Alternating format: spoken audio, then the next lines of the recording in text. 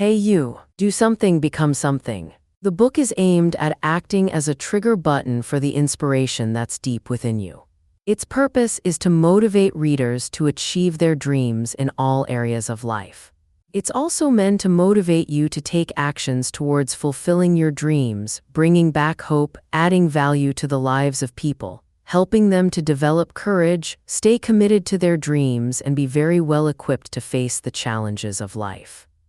In addition, the content in this book is meant to remind you that you are not lazy. Procrastination is not your problem. All you need is inspiration to see through the future, motivation to get started, and much more encouragement to keep on going.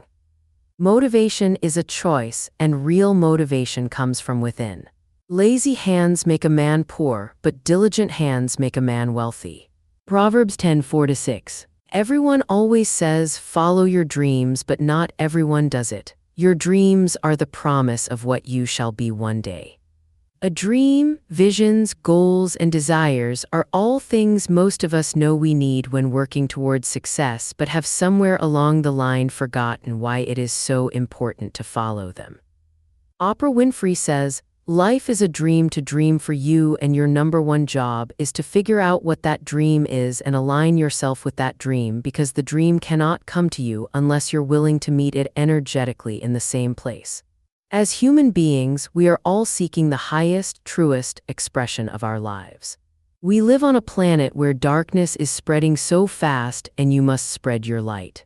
For these days, darkness is there to show you your light. Be vigilant in whatever you do so that your dream cannot be diminished. All of us have been around people who told us our dreams weren't possible. Let that add fuel to your fire and prove them wrong. No dream and no vision are impossible to accomplish. Yes, life interjects, bills pile, and sometimes we have to do jobs we don't want to do just to make it through the day. If you are struggling, your dreams are your reasons to keep going. Your dreams are what can get you through even the worst days. Dreams are what makes your entire life worth living and why you wake up in the morning and try again. Yet for many people, those dreams have become so shrouded in the frustrations and routines of daily life that we no longer even make an effort to accomplish them. For far too many, the dream has dissipated, and with it so has the will to shape our destinies. Many have lost that sense of certainty that creates the winner's edge. Everyone has dreams and their own goals for what they want to achieve in life. If you don't go for it, no one else will. Oprah says, success is determined by service. To make dreams come to reality, it takes an awful lot of determination, commitment, self-discipline, dedication, and effort. It's insightful. Martin Luther King Jr. gave this message: not everybody can be famous, but everybody can be great, because greatness is determined by service. And there is not a job here that you can do that you don't switch the paradise to service and not make that job fulfilling. I decided years ago that the most important way I could spend my life would be to invest it in something that would outlast it. I decided that somehow I must contribute in some way that would live long after I'm gone.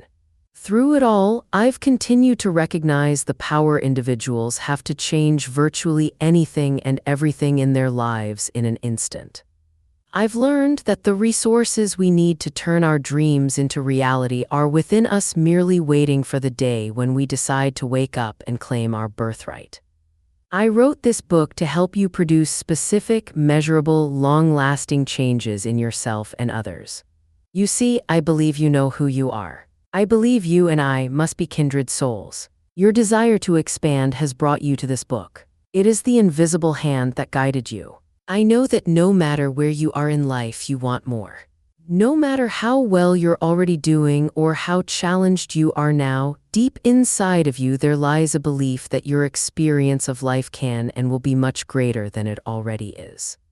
You are destined for your unique form of greatness. Whether it is an outstanding professional teacher or a business person. Most importantly, you not only believe, but you've taken action. You not only bought this book, but you're also doing something right now that unfortunately is unique. You're reading it. Statistics show that less than 10% of people who buy a book read past the first chapter. What an unbelievable waste. This is a giant book that you can use to produce great results in your life. You're the kind of person who won't cheat yourself by dabbling. By consistently taking advantage of each of the chapters in this book, you'll ensure your ability to maximize your potential. I challenge you not only to do whatever it takes to read this book in its entirety, but also to use what you learn in simple ways each day. This is the all-important step that's necessary for you to produce the results you're committed to. Delight yourself also in the Lord, and He shall give you the desires of your heart. Psalms 37:4. Life is all about growth and experiences. Dreams are one of those things that keep you going and happy. The most important catalyst to reaching your dreams is starting where you are. Edward Everett Hale said, "I can't do everything, but I can do something, and I will not allow what I can't do to interfere with what I can do." Many people spend their entire lives trying to change the way they were made. Most of the world's woes come from people not knowing themselves and their abilities. Everybody can dream. Some people dream of success while some dream of failure. Others dream big while others dream small. What makes the difference, though, is not how big or how much you dream, but how earnestly and passionately you follow your dreams. Successful people have a dream for their life and a consuming goal that openly overrides all other goals in life. They have something that drives them. They have a burning passion for all they get involved in. We live in a world where the majority of people have no idea what they want from life. You see, if you don't know what you are waiting for, even if it passed by, you wouldn't notice it. In life, I have seen three kinds of people. The first group is made up of those who only dream. The second group is made up of those who spend their entire lives in reality. This group challenges every dream they encounter. The third group kind not only dreams but also turns its dream into reality. The people in this group follow their dreams and not their feelings. These are ordinary folks with some extraordinary confidence that whatever they dream can be turned into reality. Joseph had a dream as well as Nehemiah's. Successful people have dreams that not only excite them but also energize them. Unless you have and are involved in something that makes you look forward to another day, you cannot remain miserable for the rest of your life. It is not true that people stop pursuing dreams because they grow old. They grow old because they stop pursuing dreams. All your dreams can come true if you dare to pursue them. Do you have a dream you want to pursue no matter what? Do not let your dream be just a dream, for it is not merely dreaming big, but passionately following your dream through that makes the difference. Life doesn't get easier, you just grow stronger. Chapter 1. Do something, become something. In a world filled with major stressors and to-do lists, it can be difficult to find time to just do, well, absolutely nothing. See, if you are alive, then doing nothing is not possible because something called breathing is necessary to stay alive. I assume you know that. So is farting, for that matter. If you fail to fart for a long enough time, there will be a furious internal eruption that could spell the end for you, both physically and socially. So therefore, the only way to do nothing is to be unalive, dead. But even then you can't win, because if an English teacher walks by while you are doing nothing in your coffin and some drunken person of your wake remarks that, "Oh, look, he's doing nothing," the English teacher would correctly point out, not exactly, because in fact he is lying down, and that in a sense is doing something. Doing nothing can be a waste of time, or it can be an art form. Here's how to become a master and in the process improves your life, melt away the stress, and make yourself more productive.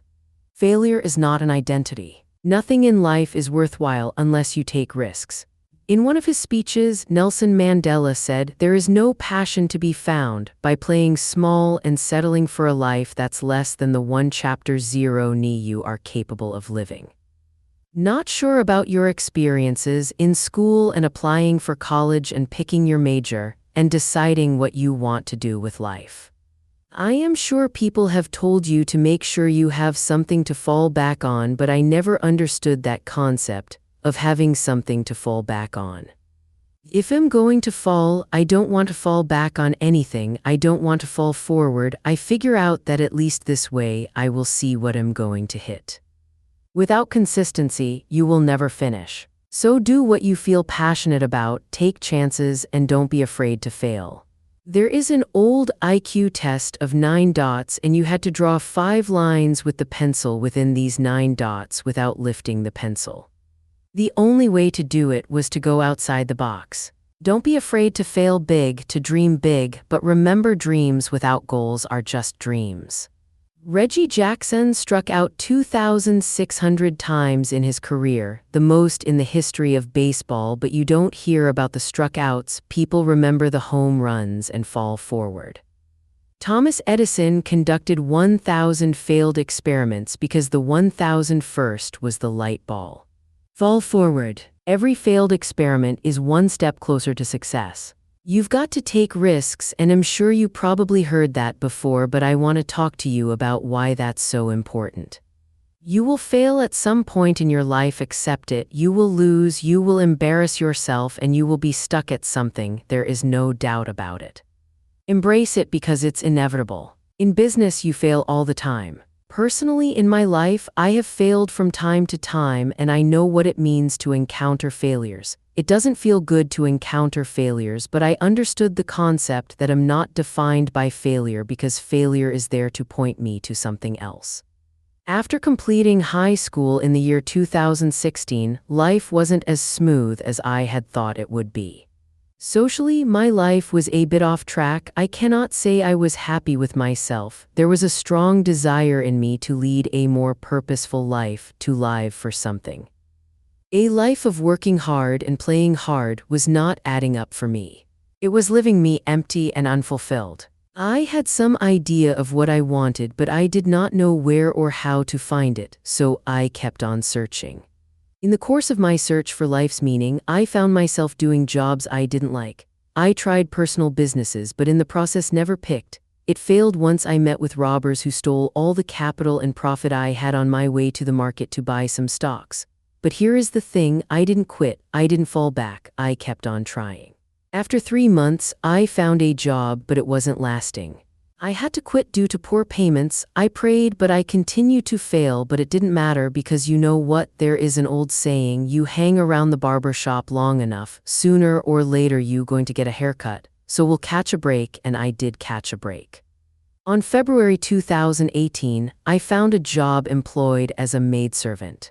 As I was cleaning my boss' bedroom one day, I stumbled upon the book The Beauty for Ashes by Joyce Meyer. Although I have since read many books, this particular book remains the bedrock of my turnaround. In this book, I encountered words and thoughts that would leave a permanent mark on my life.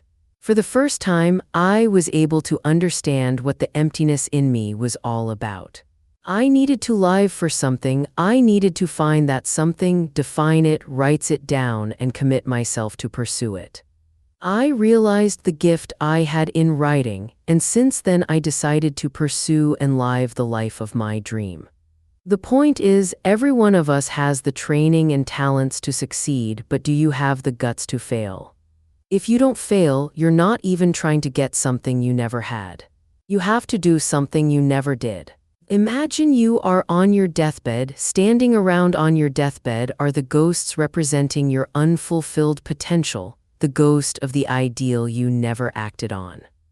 The ghost of the talents you didn't use, and they're standing around your bed angry, disappointed, and upset. They say, we came to you because you could have brought us to life, and now we have to go to the grave together. So I ask you, reading this book, how many ghosts are going to be around your bed when your time comes?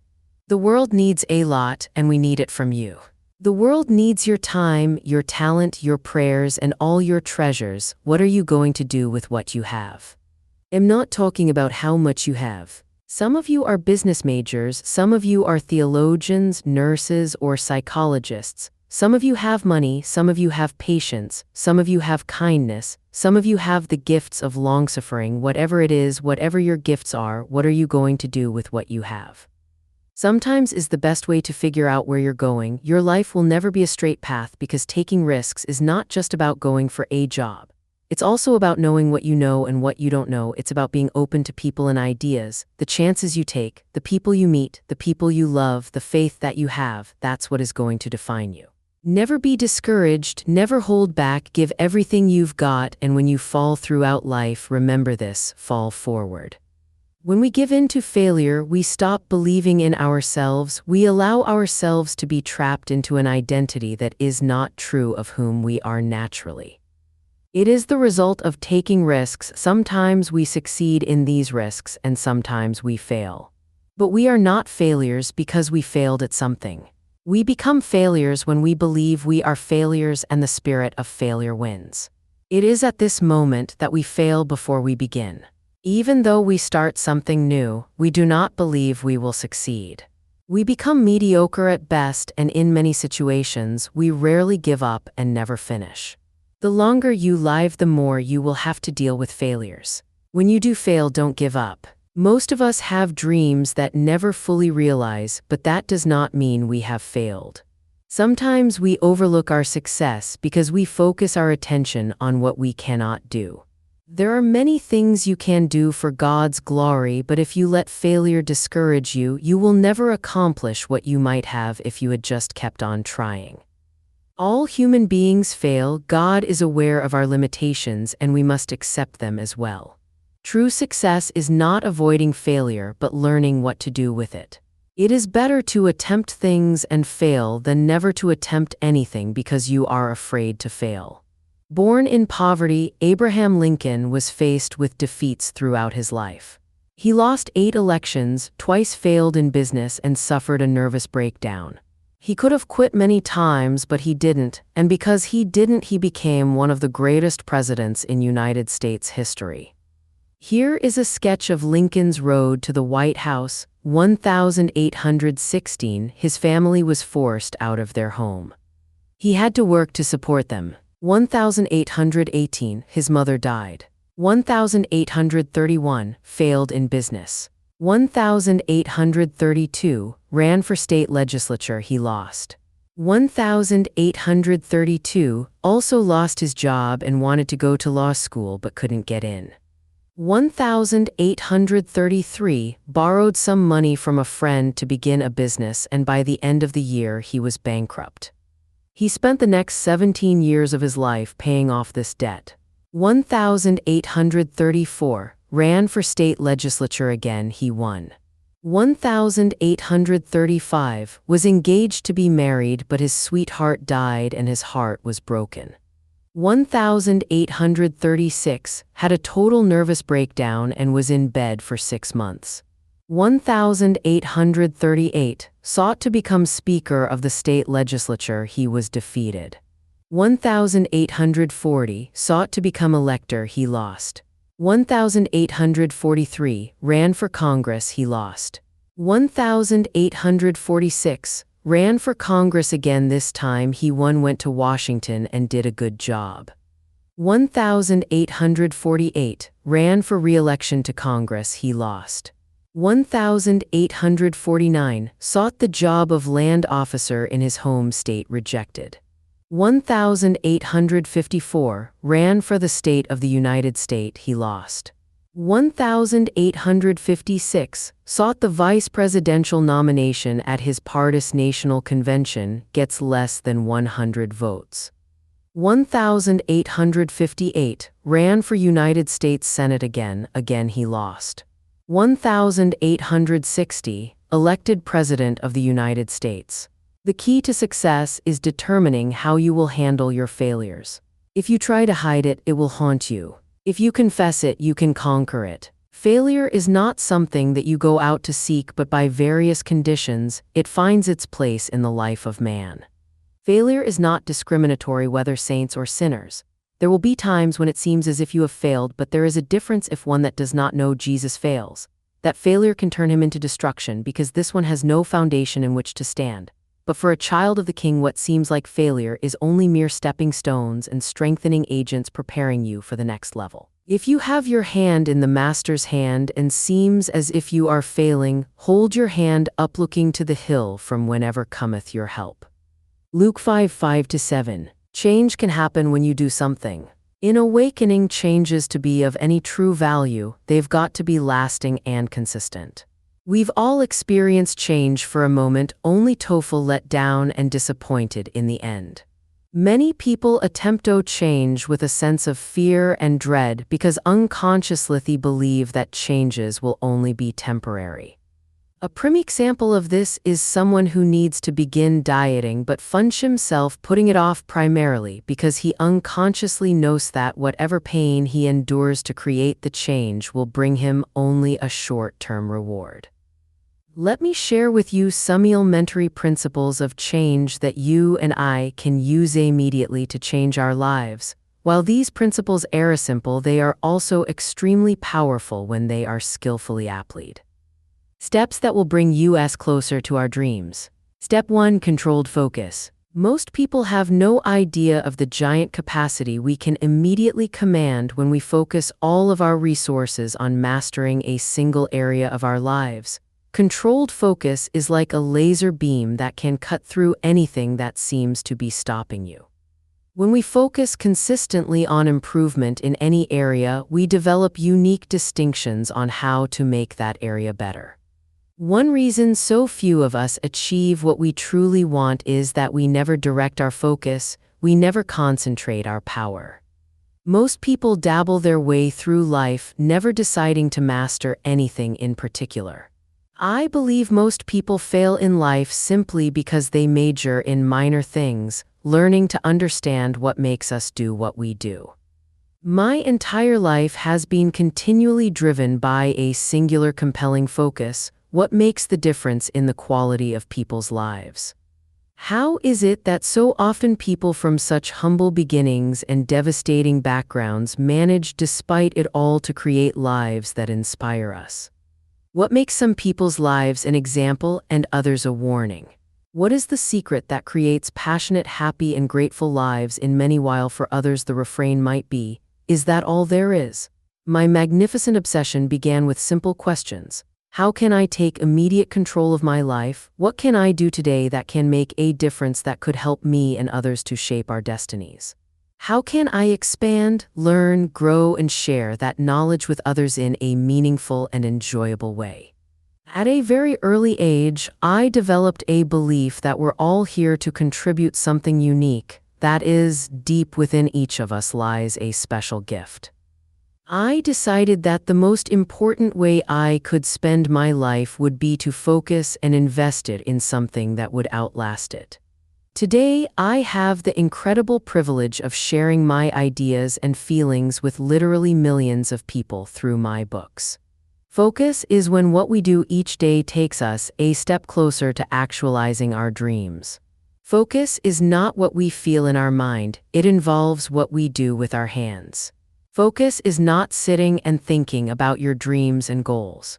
Focus involves standing up and making effort to achieve them. Focus calls for action because even a camera lens needs to be moved around to get to its focus. Friends, being alive is a responsibility. We should be ready at all times. It's better to be prepared for an opportunity and not get one than get an opportunity without being prepared for it. Face life and live life very prepared. Again, we have to starve our distractions to feed our focus. This means that we have to stop doing things that don't add to our lives and start working on more meaningful things. There's something I discovered about our dreams and course in life.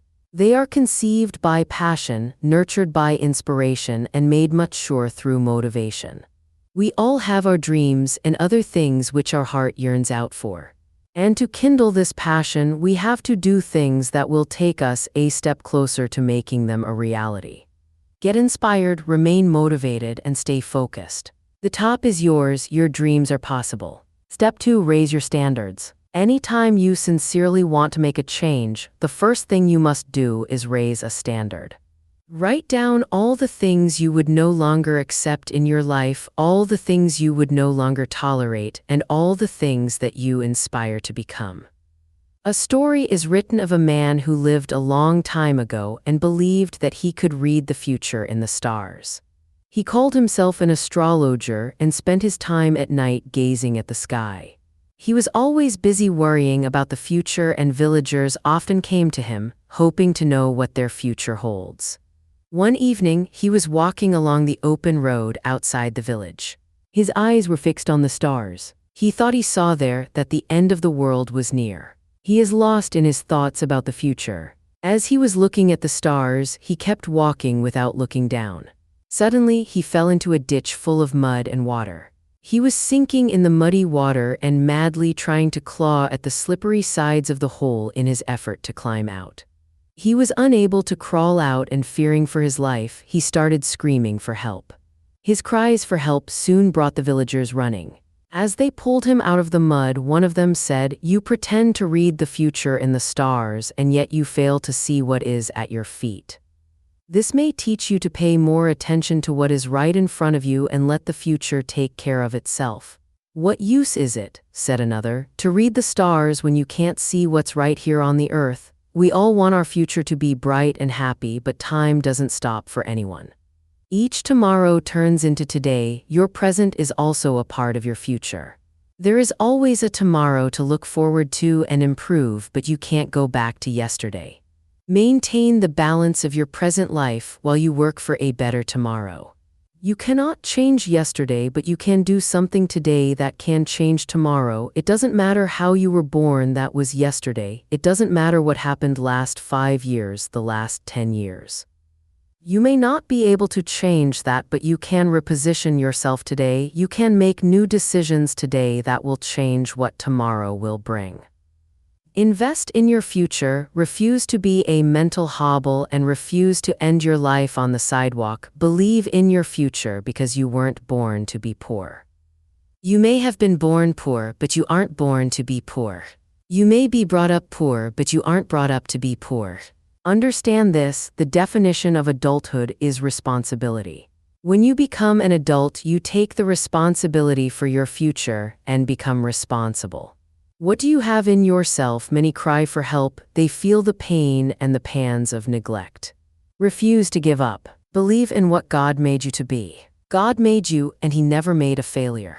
Believe that God has a purpose for your life. You may have been born as a parental accident, but you are not a divine accident.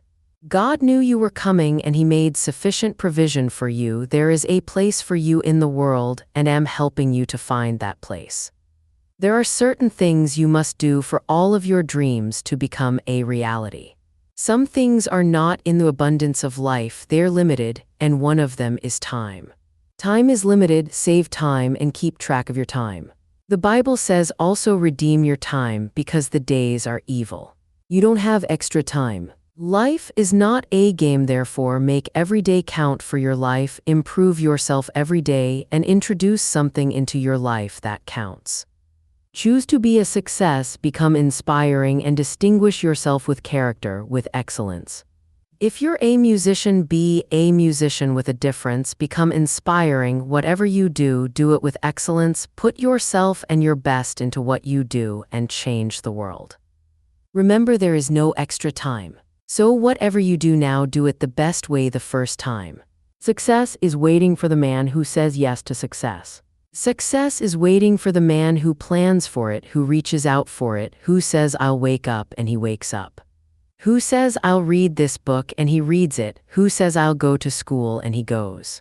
Success is waiting for the man who makes a decision.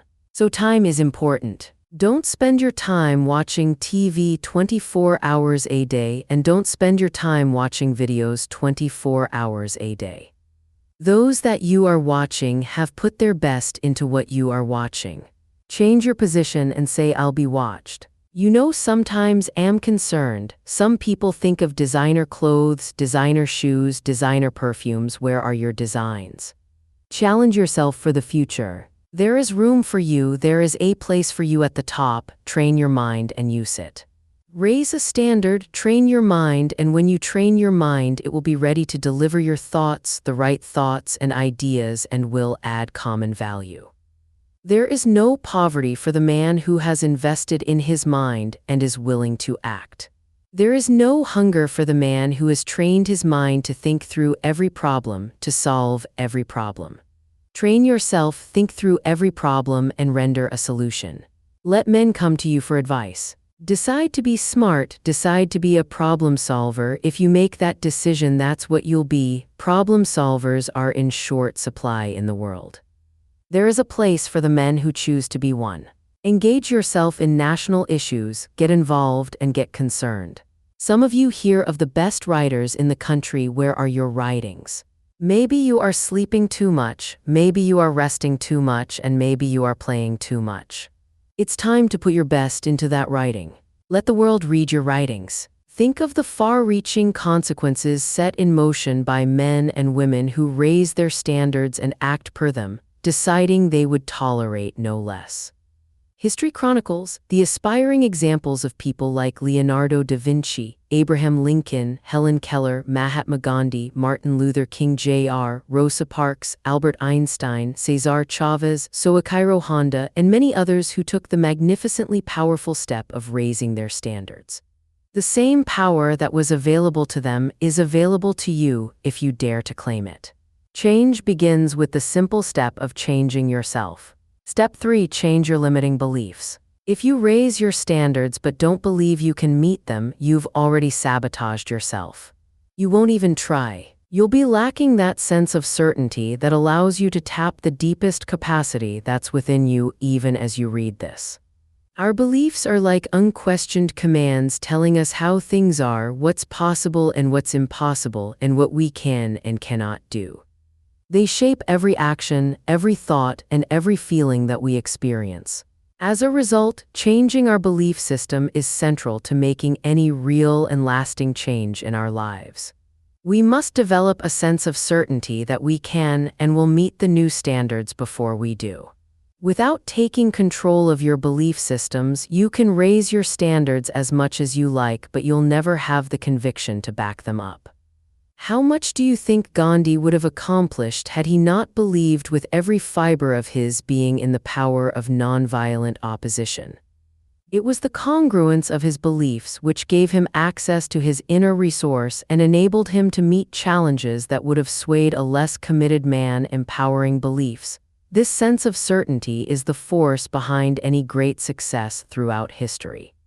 Step 4. Change your strategy. Man is not the creature of circumstances, circumstances are the creatures of men, by Benjamin Disraeli. To keep your commitment, you need the best strategies for achieving results. One of my core beliefs is that if you set a higher standard and you can get yourself to believe, then you certainly can figure out the strategies.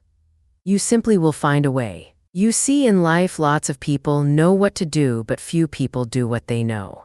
Knowing is not enough, you must take action. More importantly, maybe we should be asking ourselves, how am I going to live the next 10 years of my life?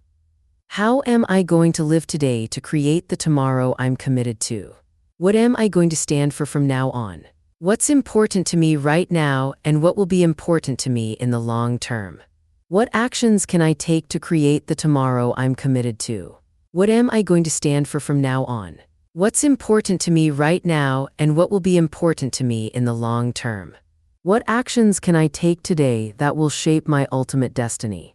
You see, 10 years from now, you will surely arrive. The question is where? Who will you become? How will you live? What will you contribute? Now is the time to design the next 10 years of your life, not once they are over.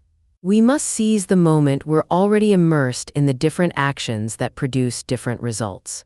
Why? Because any action is a cause set in motion, and its effect builds on past effects to move us in a definite direction. Every direction leads to an ultimate destination. Our destiny, in essence, if we want to direct our lives, we must take control of our consistent actions. It's not what we do consistently. The key and most important questions then are this: what precedes all of our actions? What determines what actions we take and therefore who we become and what our ultimate destination is in life? What is the father of actions? The answer, of course, lies in the power of decision. Everything that happens in your life, both what you're thrilled with and what you're challenged by, began with a decision. I believe that it's in your moments of decision that your destiny is shaped. The decision that you're making right now every day will shape how you feel today as well as whom you're going to become in the 90s and beyond. Man is born to live and not to prepare to live, by Boris Pasternak. Everything that happens in your life, both what you're thrilled with and what you're challenged by, began with a decision. I believe that it's in your moments of decision that your destiny is shaped. The decisions that you're making right now, every day, will shape how you feel today as well as who you're going to become. More than anything else, I believe it's our decision, not the conditions of our lives, that determine our destiny. You and I both know that there are people who were born with advantages. They've had genetic advantages, environmental advantages, family advantages, or relationship advantages. You and I also know that we constantly meet, read, and hear about people who, against all odds, have exploded beyond the limitations of their conditions by making new decisions about what to do with their lives. They've become examples of the unlimited power of the human spirit. If we decide to, you and I can make our lives one of these inspiring examples. How? Simply by making decisions today about how we're going to live in the 90s and beyond. My whole life changed in just a day, the day I determined not just what I'd like to have in my life or what I wanted to become, but when I decided who and what I was committed to having and being in my life. That's a simple distinction, but a critical one. Think for a moment, is there a difference between being interested in something and being committed to it? You bet there is.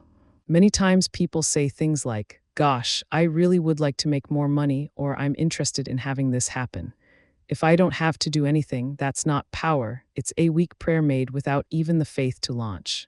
If you don't set a baseline standard for what you'll accept in your life, you'll find it's easy to slip into behavior and attitudes or a quality of life that's far below what you deserve. You need to set and live by these standards, no matter what happens in your life. Even if it all goes wrong, even if it rains on your parade, even if the stock market crashes, and even if no one gives you support, you still must stay committed to your decision that you will live your life at the highest level. Hey, you. Do something, become something. Claim your birthright of unlimited power, radiant vitality, and joyous passion that is yours. You must know that you can make a new decision. Your life changes the moment you make a new congruent and committed decision. True decisions are the catalyst for turning our dreams into reality. The most exciting thing about this force, this power, is that you already possess it. Concerning all acts of initiative and creation, there is one elementary truth that the moment one commits oneself, then providence moves too, by Johann Wolfgang von Goethe. Step 5. Stay open to something new. One day a professor entered the classroom and asked his students to prepare for a surprise test. They waited anxiously at their desks for the test to begin. The professor handed out the question paper with the text facing down as usual. Once he handed them out all, he asked his students to turn the page and begin. To everyone's surprise, there were no questions, just a black dot in the center of the page. The professor, seeing the expression on everyone's faces, told them the following: "I want you to write what you see there." The confused students got started on the inexplicable task. At the end of the class, the professor took all the answer papers and started reading each one of them aloud in front of all the students. All of them, with no exceptions, described the black dot, trying to explain its position in the middle of the sheet, etc. After all had been read, the classroom was silent. The professor began to explain, "I am not going to grade on you this, I just wanted to give you something to think about." One wrote about the white part of the paper. Everyone focused on the black dots, and the same happens in our lives. We have a white paper to observe and enjoy, but we always focus on the dark spots. Our life is a gift given to us by God with love and care. We always have reasons to celebrate nature renewing itself every day. However, we insist on focusing only on the dark spots, the health issues that bother us, the lack of money, the complicated relationship with a family member, the disappointments, etc. The dark spots are very small compared to everything we have in our lives, but they are the ones that pollute our minds. Take your eyes away from the black spots in your life.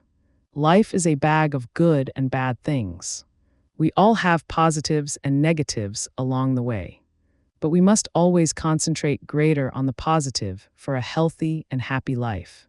Life goes on no matter what, so don't waste your time thinking about the negatives. We have to stay open to new ideas. When something new comes across your path, don't be close-minded. Don't just rule it out and say, "That's not for me." Open up to new opportunities. God wants us to stay fresh. We are not supposed to live off of past victories. Some people are always talking about the good old days. It's fine, but can I tell you something? God has some good new days for you too. Your greatest victories are not behind you, they are still out in front of you. I want to light a new fire on the inside of you. You may have lost your passion, or you may have gone through disappointments. Things might not have worked out, and now you're in that rut just doing the same thing the same way, but this is a new day. God is getting you prepared for new things He's about to do. When those opportunities come across your path, don't you dare think, "I can't do this." I don't have off all of that and say, "I am well able, I am equipped, I am anointed, I am empowered, I am going to step into a new level of my destiny." Remember yourself and get a new vision of your life. Maybe nobody has ever spoken to you, but let me tell you, you have a gift. You have something to offer.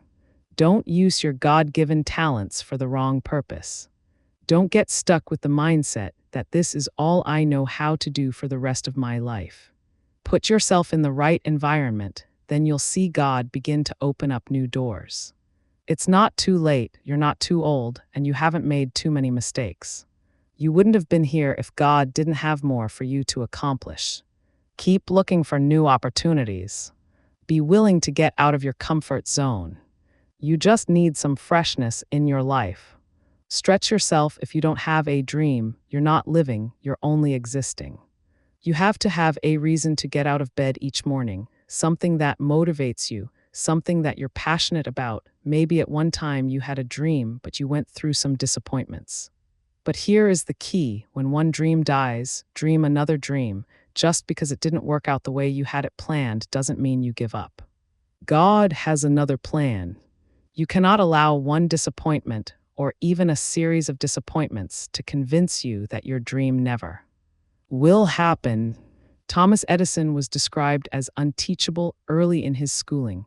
Later, as a scientist and inventor, he had one failure after another in his efforts to develop the incandescent electric light bulb.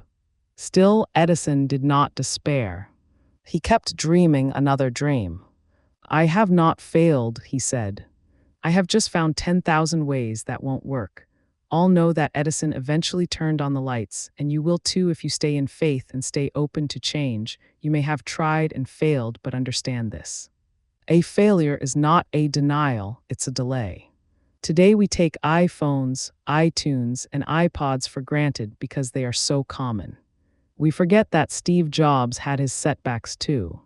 He started his first business in his parents' garage at the age of 20. Within 10 years, Apple owned a $2 billion company, but then his board of directors fired Jobs from his own business. Did he become a victim? No. He said that getting fired from Apple was the greatest thing that ever happened to him.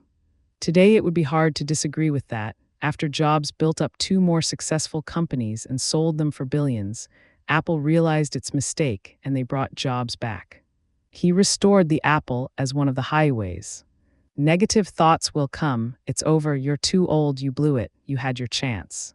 These thoughts will try to convince us to give up on what God has placed in our hearts, but you must dig in your heels and say, "Thanks, but no thanks. It may not have worked out my way, but I know God has another way.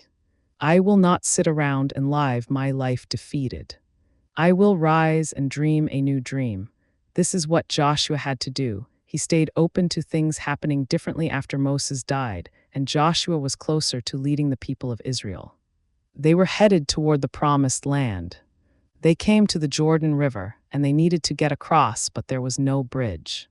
Joshua remembered that his predecessor, Moses, had helped up his rod and parted the Red Sea. I'm sure he thought God would tell him to do it the same way. I can even imagine Joshua climbing to the top of the hill, holding up his rod and saying, "God, please part this river." He's praying, he's hoping, he's believing. Keep on hoping, keep on pressing forward until you find that dream right away in reality. Don't be discouraged, stay in faith, and you'll come to that one thing that does work out. We may have a reason to feel sorry for ourselves, but we don't have a right. God is still on the throne, he still has a plan. You would not be alive if God didn't have something great in your future. God knew every disappointment we would go through. He knew every closed door, every person who would do you wrong. None of that is a surprise to God. The good news is that God has it all figured out. He had the solution before you even had the problem. If something didn't work out the way you had it planned, let it go and get ready for the new thing God is about to do. God knows how to get you to your final destination. Nothing has to destroy your future. Be willing to get out of your comfort zone. Keep freshness in your life. Don't be satisfied living off past victories. God has new victories out in front of you. It's time to arise and shine. It's time to believe again. If you'll put on this new attitude and stay open to new opportunities, God will lead you to the peanuts when the boll weevils show up. God is in complete control.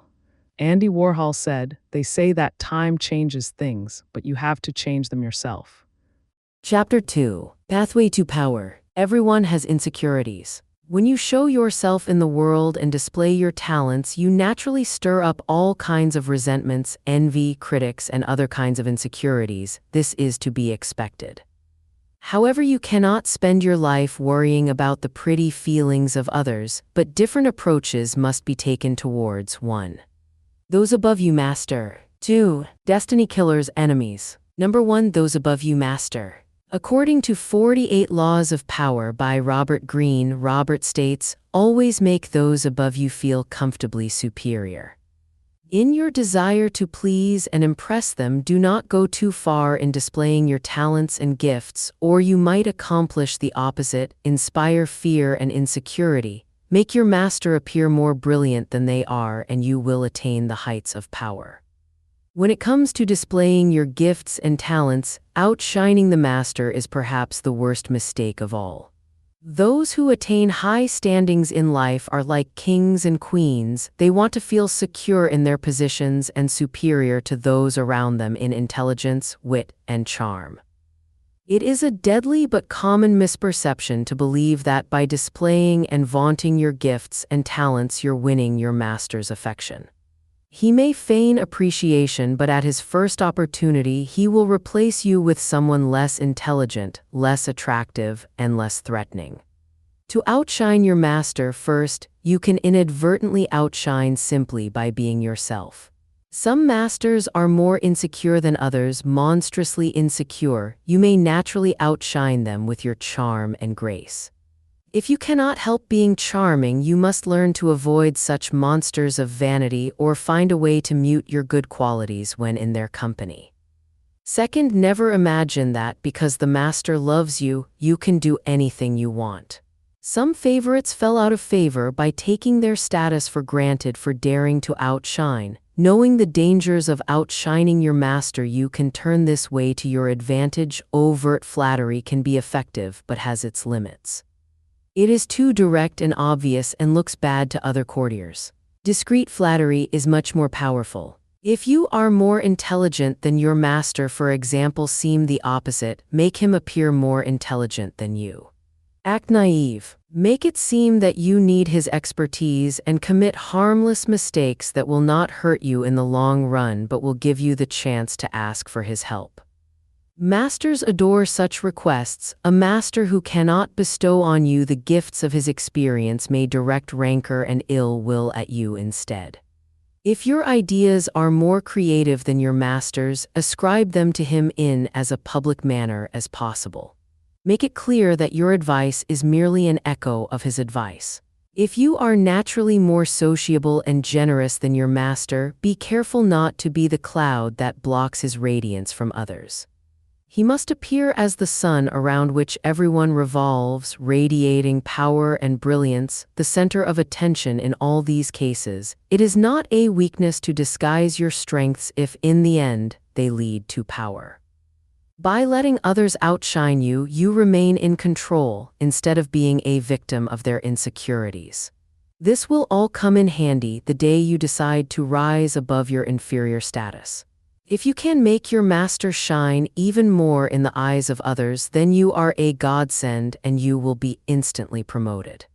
Number 2, destiny killers' enemies. If you don't stop them, they will stop you and make your life miserable completely. The seed of potential that God has planted inside of you is just waiting to blossom into your divine destiny. But often something is stunting the growth. Something is cutting off the supply of nutrients needed and is hindering that seed from growing to its full size. Perhaps you shared your dreams, visions, and goals with someone you trust, hoping to hear their wise thoughts and encouragement. Instead, you find your dreams busted to pieces by the time you walk away.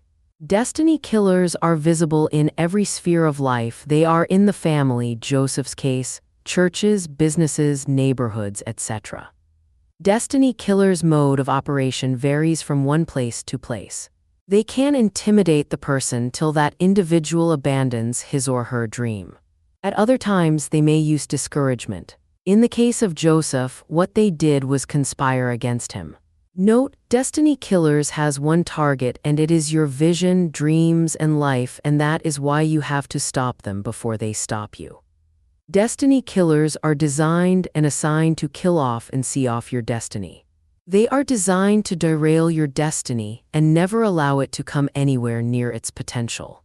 Destiny killers ensure that your destiny has been killed off and buried forever. When Jesus was passing by and blind Bartimaeus was crying, "Thou Son of David, have mercy on me," Luke 10:46-50. The people who were shutting him down are what we call destiny undertakers. His destiny was already shut down, but the people around him wanted to ensure that it would not rise again. Destiny killers are assigned to drive away your destiny helpers and ensure they do not remember you or reach you. They antagonize and manipulate helpers. They initiate situations where a person who needs help does not receive anything. Helpers would suddenly break their promises without any reason. When the devil seeks to destroy your destiny, he and his agents have devised many means of discovering destiny. They would then manipulate and abort the placenta using charms and covenants, throwing things into the sea, and by witchcraft. When Jesus was born, Herod, the spirit that kills the good things in infancy, tried to kill him. Joseph was warned by an angel to take him to Egypt, thus life was spared. Destiny is something to which a person is destined or directed for a specific purpose. Your life, and not only your life but whatever you set out to do, should have a determined destination. Unless you put forth the muscle, strategy, planning, courage, and determination, your vehicle of destiny in your life, goals, career, dreams, visions, whatever is a part of destiny, it will go down the drain, and like the vehicle, it can sit up and go to ruin. The choice is yours. Stepping into our destinies. Everyone has the destiny to fulfill, but not everyone fulfills their destiny. You have a God-directed purpose in life. Are you fulfilling it? David was destined to be a king, but there was a giant that stood in the way of him reaching his destiny. David had a choice to make, either run away or believe God for victory. He was not facing Goliath with only a sling, but he was marching into this battle to obtain his destiny with the power of God. There are things you need to do to fulfill your destiny. I want to take you through those things. To step into your destiny, recognize the gifts God has given you to use. God gives you gifts and talents. These are the cards you are dealt in life. They include your shape, your spiritual gifts, heart abilities, personality, and experiences. These are the things that make you uniquely you. Now you are not responsible for the gifts God didn't give you. In other words, if you are not artistically gifted, you are not expected to paint pictures like Rembrandt, but you are responsible for the ones He did give you. Esther had 3 assets that God gave her to use to fulfill her destiny. She was intelligent and beautiful, and she had an attractive personality because of these qualities. Esther won the favor of everyone who saw her. She then won the king's favor and approval more than any of the other virgins, so he set a royal crown on her head and made her queen. Esther 2:15-17. God gave Esther gifts for a purpose. God has given you gifts for a purpose, and just like Esther, you have a responsibility to be a good steward of those gifts, not for selfish uses but for the good of others. Your gifts are not for your benefit. God gave you gifts for the benefit of other people. To step into your destiny, you have to know your talents and decide how to use them. To step into our destiny, we cannot do it alone. So many of us choose a state retreat from life or choose to walk the wide road culture of the world.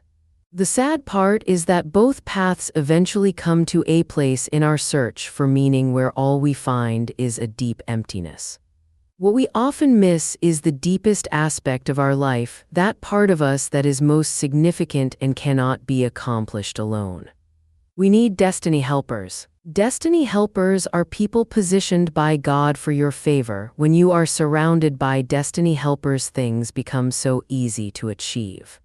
What you have been pursuing for many years can be achieved within a second by destiny helpers.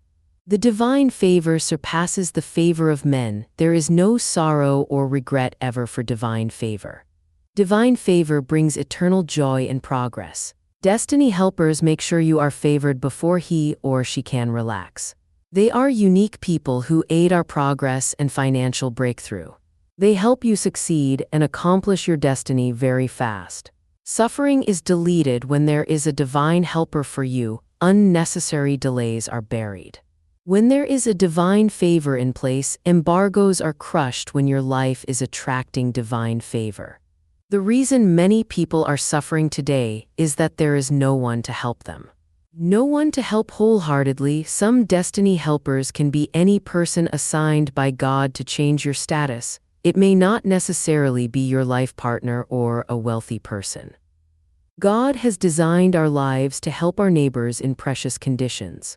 Sometimes destiny helpers might appear as a dirty, stammer, or unorganized people. You might even hate them because of their showing character. In most cases, they could be educated people or very far ahead of you in the areas of education, wisdom, knowledge, experience, and finances, etc. Know that not all destiny helpers will be there for you till eternity. Some will be there only for a season, and once the season elapses, they are gone forever. The mistake of many people is that they keep pursuing them by calling and visiting them when they have served their purpose in their life. It is not necessary to use prayers to magnetize them. The God that brought them to you naturally will be there to bring them back if they are yet to fulfill their purposes in your life. However, it is important to know if they are only there in your life for a temporary or a lifetime. But in some cases, it's necessary to pray that nothing will interfere between you and your destiny helpers before they accomplish their purpose in your life. To step into our destiny, we need to surround ourselves with the right team. We always seem to step into the hero syndrome of trying to realize our God-given destiny on our own. Ever notice that we quickly single out one person to credit for a win or loss in a sporting event, when in reality it takes a whole team? Let's step into the history of David as he was stepping into his God-given destiny of becoming the king of Israel. Many came with unique talents and abilities to join David, but 1 Chronicle gives us insight into the characteristics of his core that walked with him on his path to destiny. These were the men who came to David at Ziklag while he was banished from the presence of Saul the son of Kish. They were among the warriors who helped him in battle. They were armed with bows and were able to shoot arrows or sling stones right-handed or left-handed. They were relatives of Saul from the tribe of Benjamin. Some Gadites defected to David at his stronghold in the wilderness. They were brave warriors ready for battle and able to handle the shield and spear. Their faces were the faces of lions, and they were as swift as gazelles in the mountains. 1 Chronicle 12:1-2. Wow, what an awesome description of these men. Notice that there was a specific kind of warrior that joined David necessary for his success. These men were very agile and fearless. These men were ferocious, adaptable, courageous, and demonstrated unmatched bravery. These men were described as having faces like lions. Think about that for a moment and imagine the imagery of a lion coming at you. Surround yourself with the right team to step into your destiny, people who know your weaknesses but don't judge you, people who know your strengths and want to build on your strengths, people who know where you are and want to help you grow, people who fight your battles even in your absence. To step into our destiny, we need to stop playing it safe. Most of us want to play it safe with a predictable life so we can look more awesome than we are. Think about it, it's so much easier to look awesome when life is easy. Do you know people like this? Is this you? Is that anchor that weighs us down on our road to destiny, and it will rob us of our future in that space? There is an epic battle going on for your heart, and so many people don't see this or choose to ignore it. Just for a moment, step into the belief that there is this battle going on. Do you think that stepping into your God-given destiny is going to be a walk in the park? Do you think there will be no opposition? Of course not. 1 John 10:10 says, "The thief comes only to steal, kill, and destroy. I have come that they may have life and have it to the full." God has a destiny for your life, but you're going to fight for it because there's an enemy in your life with a different agenda. To fulfill your destiny, there are two things you must do. 1. Pray. The greatest problem today is the inability of multitudes to fulfill their destinies. Many people are living in the valley as a result of destiny diversion by the combination of forces of witchcraft and household enemies. This problem must be restored for God's will and purpose to be fulfilled. Joseph had a dream from the time he was just a boy. God put a dream in his heart, and yet the dream didn't just happen. It was a long journey through many dream killers that sought to crush it all. Sold into slavery by his jealous brothers, he lived years of the struggle, facing temptations, slander, imprisonment, and disillusionment. Wonder how many times he felt forgotten. Wonder how many times he wrestled with wondering if he had missed it. Somehow I wonder how many days he spent having to choose forgiveness for those who hurt him, having to choose to believe God when nothing seemed to add up right, no matter the dream killers set up in his path. The dream lived on, and one day it came true. Luther King Jr. had a dream, wonderful, glorious, amazing dream. He inspired many with his words of wisdom and life. He helped to change the mindset of generations with his challenge to live free. Dream killers came and they took his life, but they could never take the dream because that dream lives on, still free, inspiring, and brave. Don't let others steal your dream, giving them control to dash your hopes. For still the vision awaits its appointed time. It hastens to the end, it will not lie. If it seems slow, wait for it, it will surely come, it will not delay. Habakkuk 3:3. You must pray aggressively to make power change from the hands of the enemy to the hands of the Holy Spirit. Choose to pray and move forward as God leads and opens new doors. 2. Arise and fight. We stand on the brink of important decisions that will affect the trajectory of our lives. Just like the Israelites stood on the brink of the promised land in Numbers 13, today we each must decide whether we will confront our giants and enter into God's full purpose for our lives, blessings, and victory. You must be willing to confront the giants blocking you from your destination. Instead of putting your head in the sand and pretending everything is okay, you must be willing to confront and fight against anything that has been blocking you to become what God had purposed you to be. I was listening to one of my favorite preacher, Apostle John William Kimani, and he said, perhaps you wanted to uproot a post that is 5 meters deep. You cannot do so by digging 1 or 2 meters around it. You will still struggle to uproot the post. However, if you dig 5 meters deep, the post will fall by itself. Psalms 42:7. Deep calleth unto deep. Deep calls for deep means the deeper the efforts of the giants against you to pull you down, shut, and kill your destiny, the deeper the effort you should have to fight against these evil tactics to gain victory. We cannot challenge our enemies if we continue operating in the shallow end. Whatever the case may be, fight for your destiny. The enemy will do anything he can to water down your passion and lessen your enthusiasm.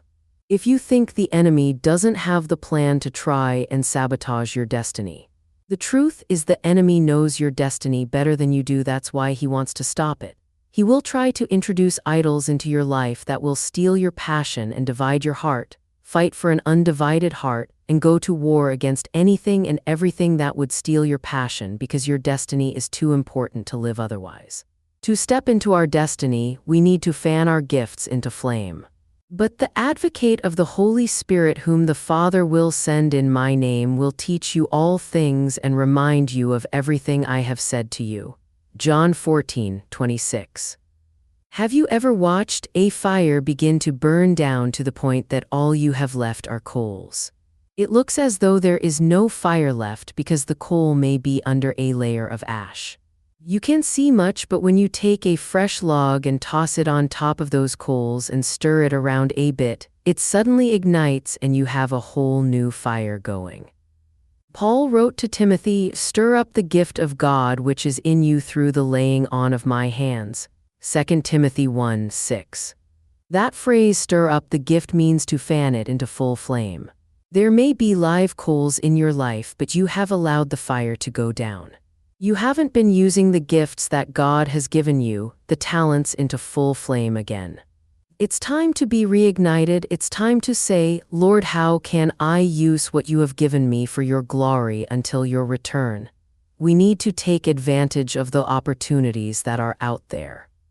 Some want to have the big visible ministries, they want the applause of men, but if we will humble ourselves and take what we have and offer it to God, if we are willing to do what He has set before us and be faithful in the little things, then He will give us something better than visible ministries or applause. He'll give us the peace and joy that comes from pleasing Him. Anytime you take a chance, you can fail, but it's better to try and fail than to never have anything happen in your life. I would rather try and fail than never try at all. You are here on this earth for a reason. You are here because there are people in the sphere of influence that will never connect to God.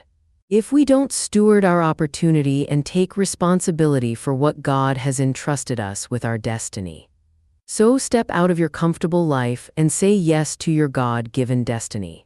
Surround yourself with a bold and courageous team. Drop the anchor of predictability in your life and become who you were created to be. Rise and walk your destiny road. The world is desperate for you. Step into your God-given destiny to be salt and light, to impact the world one person at a time. Honor de Balza said, "Power is not revealed by striking hard or often, but striking true." Chapter 3. You are the captain of your ship. Most of the time when we are overwhelmed by issues of life, we often go on asking ourselves, "Why me?" We adapt to that self-pity syndrome, blocking every positive thing that might be present at our disposal as we are busy throwing a pity party. As soon as we pay attention to disappointments or failures, we often want to jump off the ship. Jumping off the ship is never an option. The captain hustles, grinds, and drives his or her ship until it gets to the seashore. Once it gets there, that is not the end of the journey. He or she continues with the journey of life while concentrating on the positive side. Yes, there will be waves, winds, rains, and storms. However, when you know your goals, you press on. Oprah Winfrey tells a story of a woman named Tararai in one of her shows. Out of all celebrities, all famous, none famous, infamous people, one woman, Tararai Trend, born and raised in the village of Zimbabwe, 11 years old, she's doing her brother's homework. She wants to go to school, but her father says, "No, you are a girl, only boys have to go to school," so she starts doing her brother's homework. When her brother gets to school, unfortunately, he Chapter 3 gets all work done correctly, but when asked, he doesn't know the answer. The teacher comes to the village and says, "What is going on here? This boy doesn't know the homework, but the answer is perfect." She finds Tararai, his younger sister, doing his homework. She begs her father to let her go to school, but he refuses, and finally, he marries her. She has 4 children by the time she is 18 years old. A woman comes into the village from NGO and finds Tererai sitting with other women in a cycle. She joins them and begins to talk about her educational project. Other women begin to talk with her, but Tererai remains silent. The woman notices Tererai's silence and asks her, "What are your dreams?" Tererai responds, "I want to have an education." The woman tells her it is achievable. Tererai goes back home excited after meeting a woman who changed her entire life by believing strongly in her aspirations. Tererai is an abused woman from familial trauma, sexual trauma, and cultural trauma.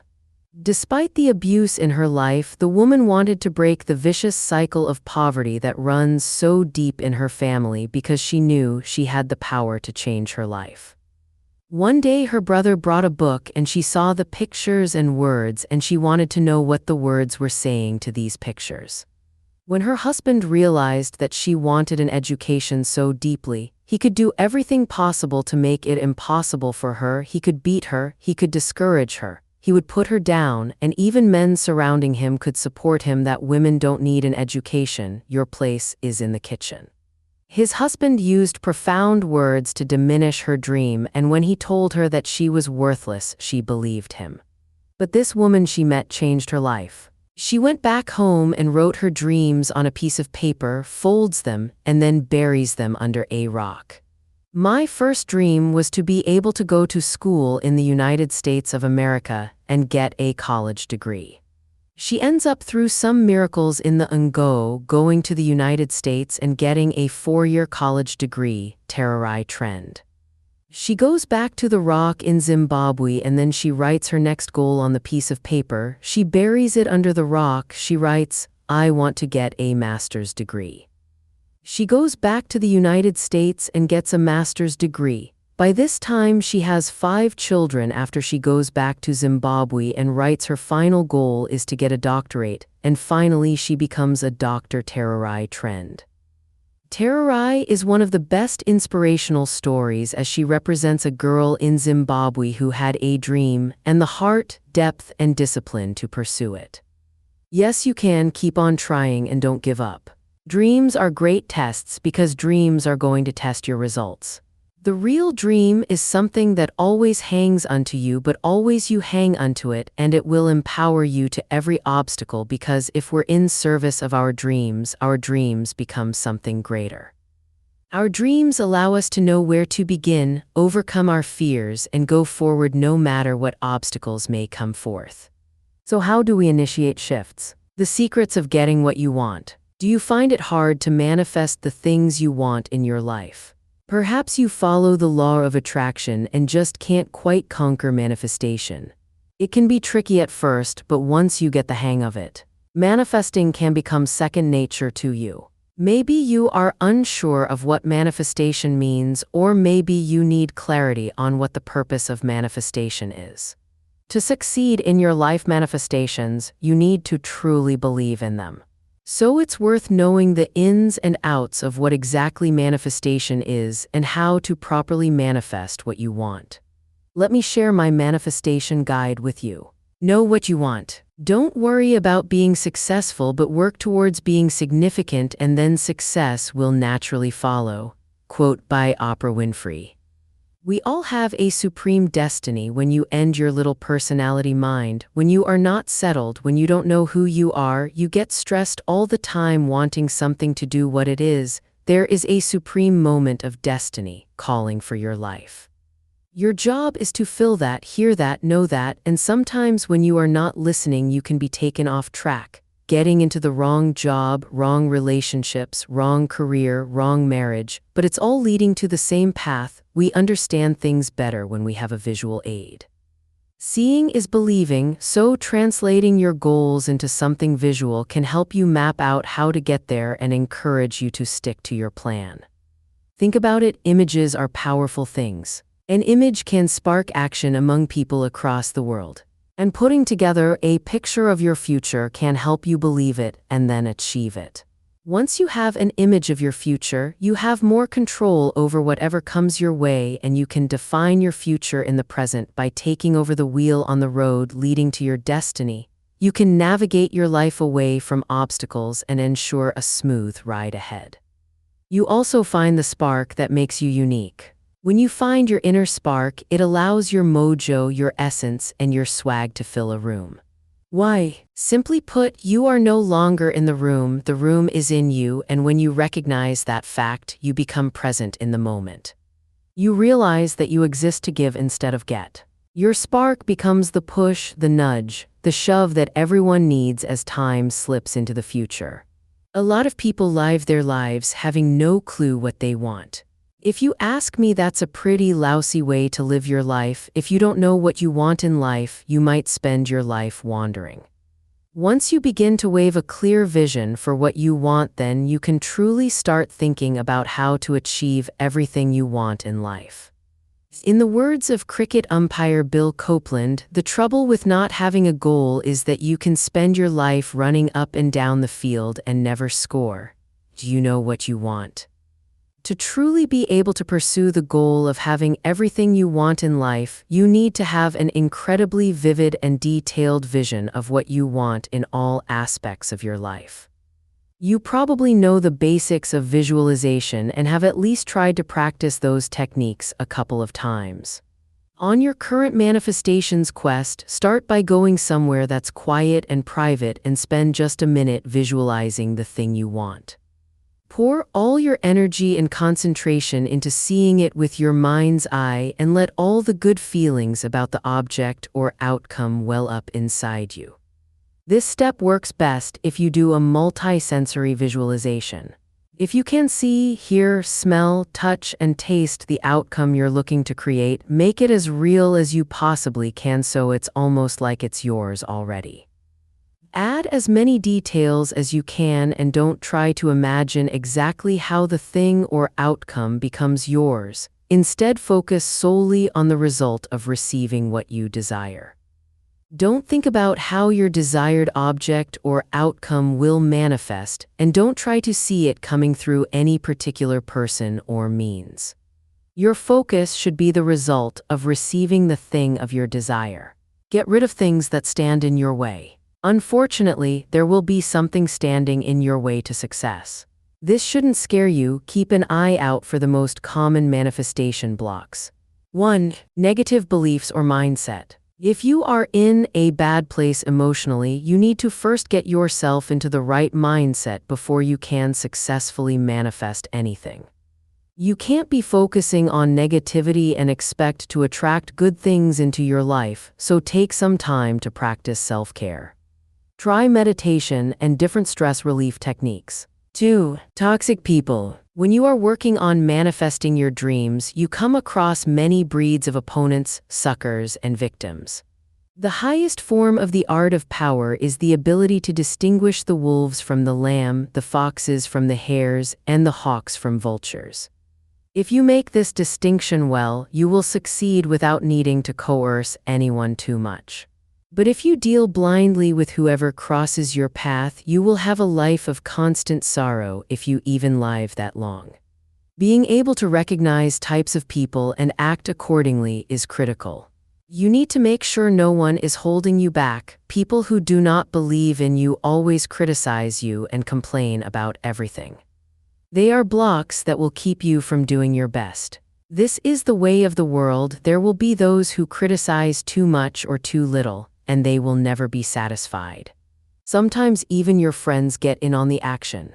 There is a way to avoid critics, of course. Hide from critics. Do nothing to coerce them to notice you. Don't do anything. Don't say anything. Don't be anything that might cause them to go off on you. That just don't sound like such a life, does it? Learning to ignore critics is tough but necessary. If you don't learn how, you will spend the rest of your life moving away from doing or saying or being anything that gets you criticized. You will be a ship sailing away from every stray breeze. Will you ever get to your destination like that? Sometimes you just have to take the critics and let it toughen both your skin and your resolve. That can be hard to do, but sometimes it is necessary. The alternative is to do nothing, say nothing, and be nothing. According to 48 Laws of Power by Robert Greene, the following are the 5 most dangerous and difficult types of mark in the jungle. 1. The arrogant and proud man. Although he may initially disguise it, this man's touchy pride makes him very dangerous. Any perceived slight will lead to a vengeance of overwhelming violence. You may say to yourself, "But I only said such and such at a party where everyone was drunk." That does not matter. There is no sanity behind his overreaction, so do not waste time trying to figure him out. If at any point in your dealings with a person you sense an oversensitive and overactive pride, flee.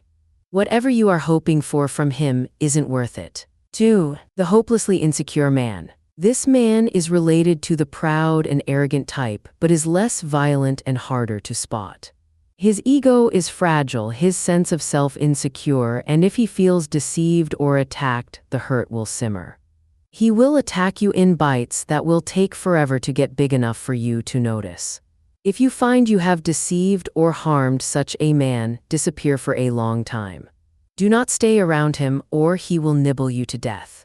3. Mr. Suspicion. Another variant on the breeds above, he sees what he wants to see, usually the worst in other people, and imagines that everyone is after him. Mr. Suspicion is the least dangerous of the three. Genuinely unbalanced, he is easy to deceive. Play on his suspicious nature to get him to turn against other people. But if you become the target of his suspicions, watch out. 4. The serpent with long a memory. If hurt or deceived, this man will show no anger on the surface, he will calculate and wait. Then, when he is in a position to turn the tables, he will exact revenge marked by cold-blooded shrewdness. Recognize this man by his calculation and cunning in different areas of his life. He is usually cold and unaffectionate. Be doubly careful of this snake, and if you have somehow injured him, either crush him completely or get him out of your sight. 5. The plain, unassuming, and often unintelligent man. Your ears prick up when you find such a tempting victim. But this man is a lot harder to deceive than you can imagine. Falling for a ruse often takes intelligence and imagination, a sense of the possible rewards.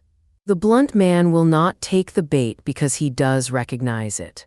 He is that unaware. The danger with this man is not that he will harm you or seek revenge, but merely that he will waste your time, energy, resources, and even your sanity in trying to deceive him.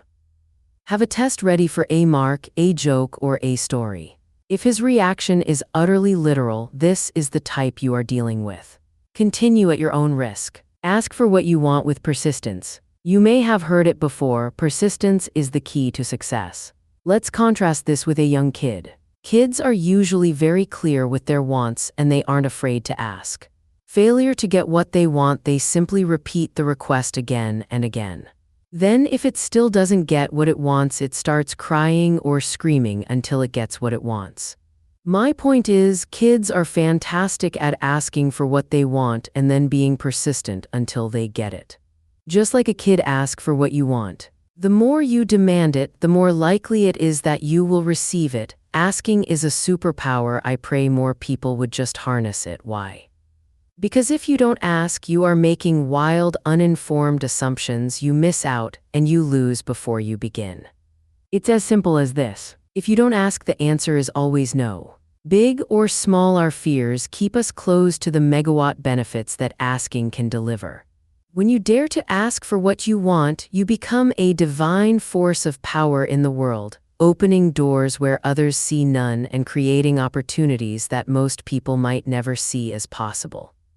Asking takes courage, yes, but it delivers clarity and brings immense opportunity for growth, for receiving success. When you don't ask for what you want, you make way too many assumptions about what is possible for your life and massively limit what you can be, do, and have. It also limits your opportunities to give back to others, as there is no such thing as a one-way street when it comes to the law of giving and receiving. When asking for help, appeal to people's self-interest, never to their mercy or gratitude. In your quest for manifestation, you will constantly find yourself in the position of asking for help from those more powerful than you. There is an art to asking for help, an art that depends on your ability to understand the person you are dealing with and not confuse your needs with theirs. Most people never succeed at this because they are completely trapped in their wants and desires. They start from the assumption that the people they are appealing to have a selfish interest in helping them. They talk as if their needs mattered to these people who probably couldn't care less. Sometimes they refer to larger issues, a great cause, or grand emotions such as love and gratitude. They go for the big picture when simple everyday realities would have much more appeal. What they do not realize is that even the most powerful person is locked inside needs of his own, and that if you do not appeal to his self-interest, he merely sees you as desperate or, at best, a waste of time. A key step in the process is to understand the other person's psychology. Is he vain? Is he concerned about his reputation or his social standing? Does he have enemies you could help him vanish? Is he simply motivated by money and power? A peasant had in his garden an apple tree that bore no fruits but only served as a perch for the sparrows and grasshoppers. He resolved to cut it down, and taking his axe in hand made a bold stroke at its roots. The grasshoppers and sparrows entreated him not to cut down the tree that sheltered them, but to spare it, and they would sing to him and lighten his labors. He paid no attention to their request but gave the tree a second and a third blow with his axe. When he reached the hollow of the tree, he found a hive full of honey. Having tasted the honeycomb, he threw down his axe and, looking at the trees as sacred, took great care of it. Self-interest alone moves some men. Self-interest is the lever that will move people. Once you make them see how you can in some way meet their needs or advance their cause, their resistance to your requests for help will magically fall away. At each step on the way to acquiring what you want, you must train yourself to think your way inside the other person's mind, to see their needs and interests, and to get rid of the screen of your feelings that obscure the truth. Master this art and there will be no limits to what you can accomplish. Note, if you need to turn to an ally for help, do not bother to remind him of your past assistance and good deeds. He will find a way to ignore you. Instead, uncover something in your request or your alliance with him that will benefit him and emphasize it out of all proportion. He will respond enthusiastically when he sees something to be gained for himself. Learn to keep people dependent on you. The ultimate key to getting what you want is the power to get people to do as you wish. When you can do this without having to force or hurt them when they willingly grant you what you desire, then your power is untouchable. The best way to achieve this position is to create a relationship of dependence. The master requires your services, he is weak or unable to function without you. You have enmeshed yourself in his work so deeply that doing away with you would bring him great difficulty, or at least would mean valuable time lost in training another to replace you. Once such a relationship is established, you have the upper hand, the leverage to make the master do as you wish. It is the classic case of the man behind the throne, the servant of the king who controls the king. Do not be one of the many who mistakenly believe that the ultimate form of attaining what you want is independence. Power involves a relationship between people. You will always need others as allies, pawns, or even as weak masters who serve as your front. If you create no need for yourself, then you will be done away with at the first opportunity. Someone younger, fresher, less expensive, and less threatening will replace you. Do not take such a chance. Make others dependent on you. To get rid of you might spell disaster, and your master dares not tempt fate by finding out. There are many ways to obtain such a position. Foremost among them is to possess the talent and creative skill that simply cannot be replaced. You do not have to be a genius, you do not have to have a skill that sets you apart from the crowd. You should create a situation in which you can always latch on to another master or patron, but your master cannot easily find another servant with your particular talent. And if in reality you are not indispensable, you must find a way to make it look as if you are. Having the appearance of specialized knowledge and skills gives you leeway in your ability to deceive those above you into thinking they cannot do without you. Henry Kissinger managed to survive the many bloodlettings that went on in the Nixon White House not because he was the best diplomat Nixon could find. There were other fine negotiators, and not because the two men got along so well, they did not, nor did they share their beliefs and politics. Kissinger survived because he entrenched himself in so many areas of the political structure that to do away with him would lead to chaos. He got himself involved in so many aspects and departments of the administration that his involvement became a card in his hand. It also made him many allies. If you can arrange such a position for yourself, getting rid of yourself becomes dangerous. All sorts of interdependencies will unravel. To maintain your independence, you must always be needed and wanted. The more you are relied on, the more freedom you have, and the more you accomplish what you want. Make people depend on you for their happiness and prosperity, and you have nothing to fear. Never teach them enough so that they can do without you. So often it happens, we all live our life in chains and we never know we have the key. Quote by the Eagles. Chapter 4. Dreams of Destiny. A farmer had a dog that used to wait by the roadside for vehicles to come. As soon as one came, he would run down the road barking and trying to overtake the vehicle. One day the farmer's neighbor asked the farmer, "Do you think the dog is ever going to overtake those vehicles?" The farmer replied, "That is not what bothers me. What bothers me is what he would do if he ever caught one." Many people in life behave like dog that is pursuing meaningless goals. There is always a personal definition of meaningless for each of us. Life has so much to offer that it is often very difficult to make the right choices for ourselves. Sometimes we may think we have made them, but the resulting experience may ring hollow. So there is little satisfaction in the whole exercise. The good news is that this kind of experience helps us search further, and this search takes us forward in our journey toward evolution. We need to know what to do, of course, but it is also equally important to understand what not to do. I see many judgmental people who are looking at the lives of others with a microscope. If we think about it, do we know what the components of someone else's journey are? It is very possible that what we perceive as meaningless may be very meaningful in their journey. So again, meaningless becomes a very subjective feeling. Taking off from the story of the dog, maybe its journey of chasing cars is exciting. Maybe it will get tired when it gets tired and then start to look for something else which may excite him. The thought I am attempting to present here is that there is nothing meaningless in life. Everything happens for a reason because everything has a built-in lesson for us. Maybe the owner of the dog should have chased cars to see what lies in that experience. Learning is doing what your heart tells you. Be happy. Everything works if there is a flow of energy that doesn't create any blocks. Every breath we take is also an experience because we don't know if it's going to be our last one. Johnson Crystal makes this clear in his book, Your Dreams Are Possible, and I'm going to share it briefly in this chapter. Maturing your dreams. You don't let your dreams change, let them mature. Quote by Crystal. What has been your dream? Are your dreams still in line with what you are doing now? Has over-aspirations clouded your dreams? Are you still sure you have a dream? I believe our dreams don't change, they mature.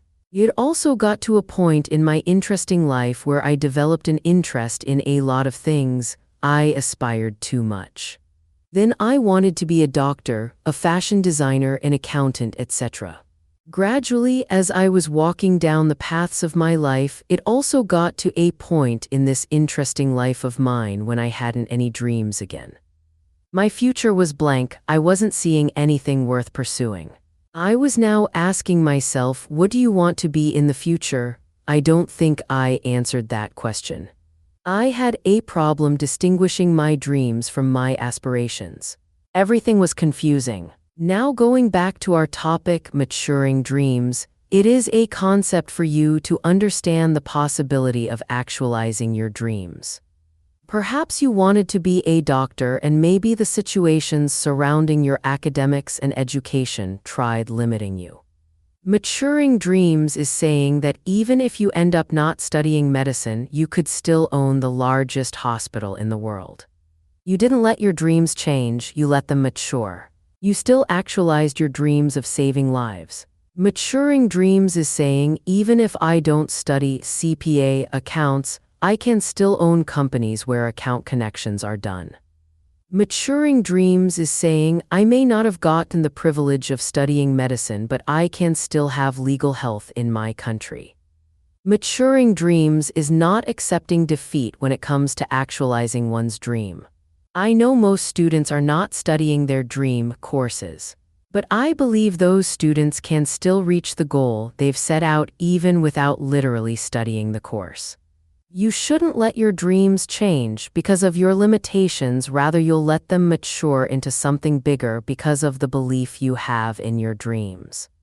Most times our aspirations tend to cloud our dreams, and we now struggle to get things straight.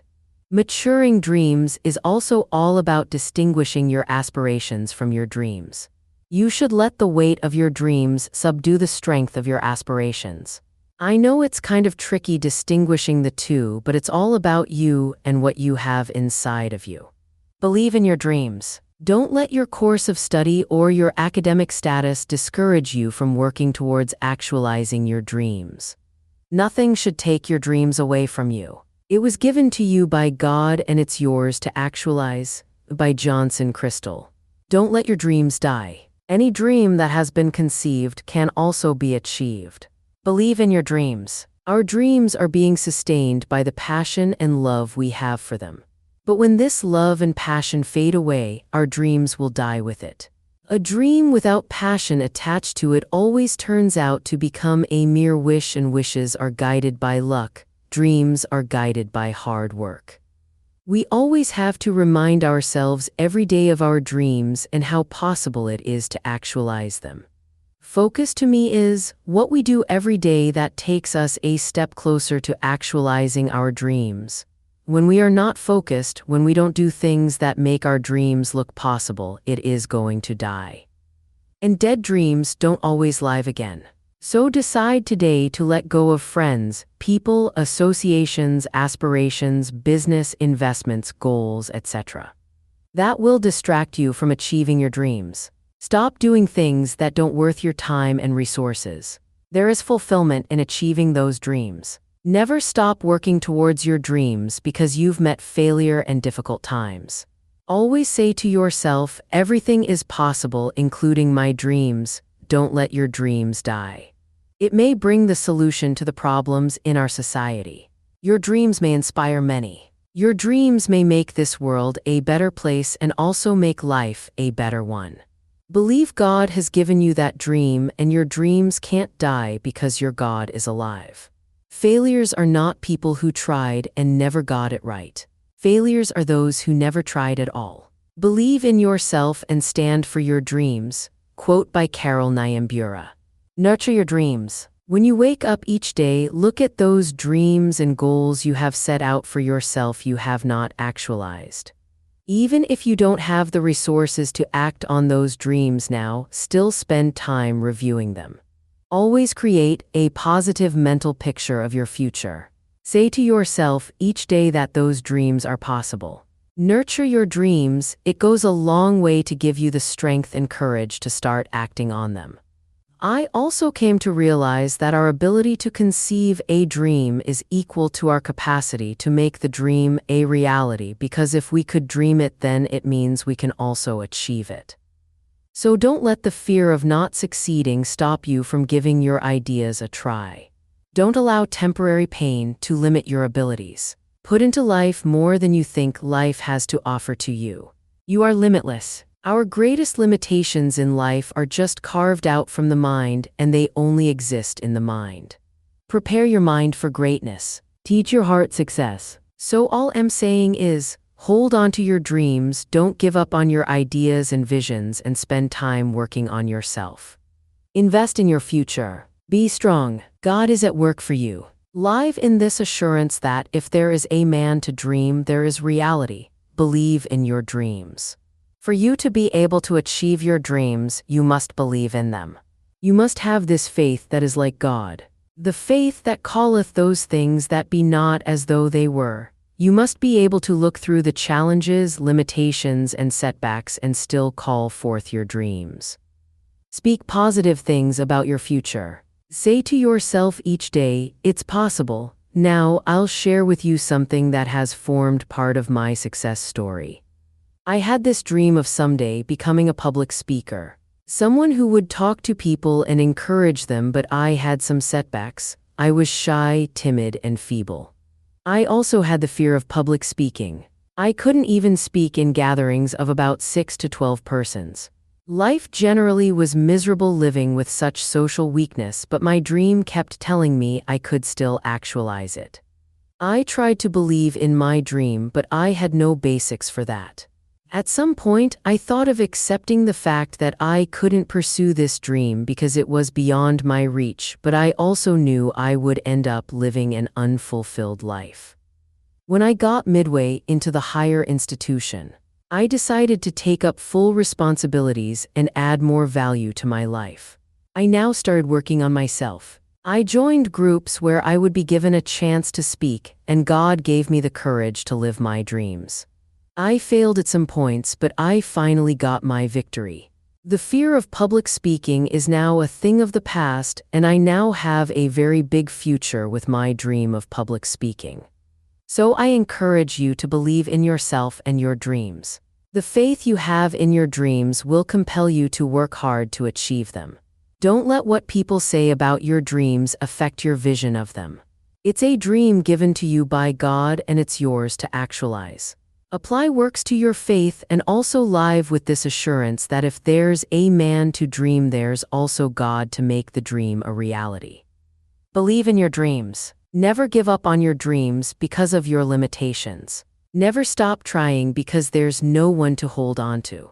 Always look for a reason to keep fighting.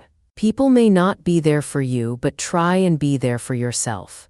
I know it's painful and you just feel like giving up and just moving on with a normal life. But hang on, everything will surely turn out well. Encourage yourself once again. Believe in this greatness that lies within you.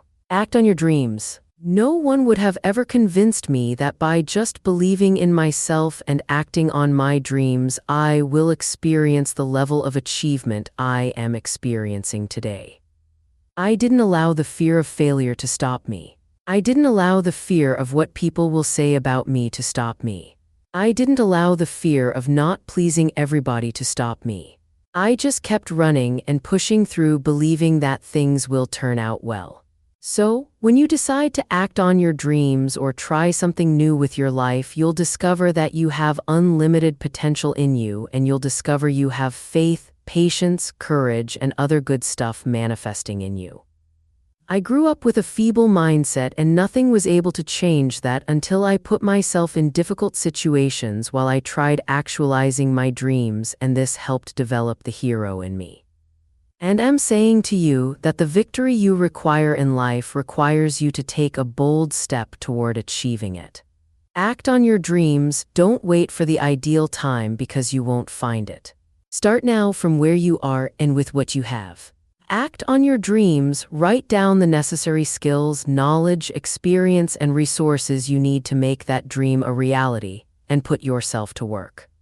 Don't look at the difficulties, see the possibilities.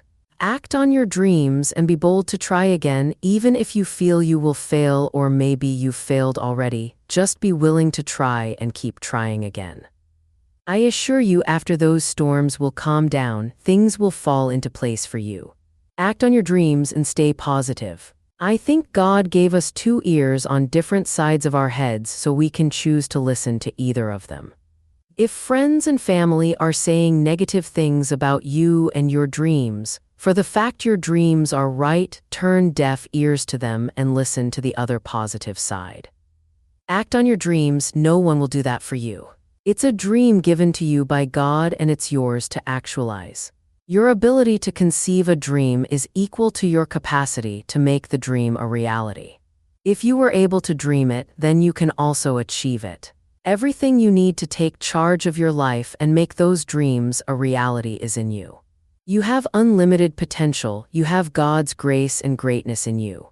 Part of my dream is to see you actualizing your dreams, and I know it's difficult, challenging, painful, frustrating, disheartening, and fearful acting on one dream at a time like this, but it's worth it. So whenever life and situations around you prove to be obstinate, just remember that you have God on your side. Believe in yourself, trust in God, you are a star and your light must shine. What are those dreams you would have actualized? What are those businesses you would have invested in?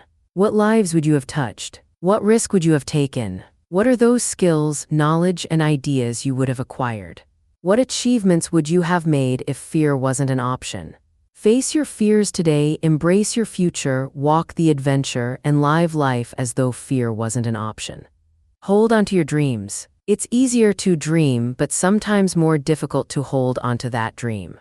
While I was growing up, I had a dream. I had this desire to speak and talk to people. But as time passed on, I lost grip on this dream. I now saw myself as inadequate to make it a reality. A social transition in my life, a period where I don't know what happened to my social life, made me find myself right inside my comfort zone. I gradually started having an antipathy for public speaking and also developed a fear of it. Meeting people became very difficult for me. Talking in groups and gatherings was looking very impossible. Actualizing my dream, which involved talking to people perhaps on a bigger platform, was defeated. At that point, I lost grip on my dreams, and I know one of the reasons you have also lost hold of your dreams or gradually lost the grip is because you have lost confidence in yourself and faith in your dreams. Perhaps you stopped working on yourself and stopped working on your dreams, or maybe you found yourself facing challenges and situations of life beyond your control. But I'm here to tell you, the challenges of life take away the dream given to those who can overcome them. Your dreams are possible. Hold on to your dreams. Don't let life take away the dream given to you by God. As I decided to stand up for my dreams and continue to work on myself, I saw my inner dreams and continued to work on myself. I saw my inner being come alive again, and I started having more grip on my dreams. Those passions and abilities were now rekindled. This alone gave me the courage to face my fears and develop myself more.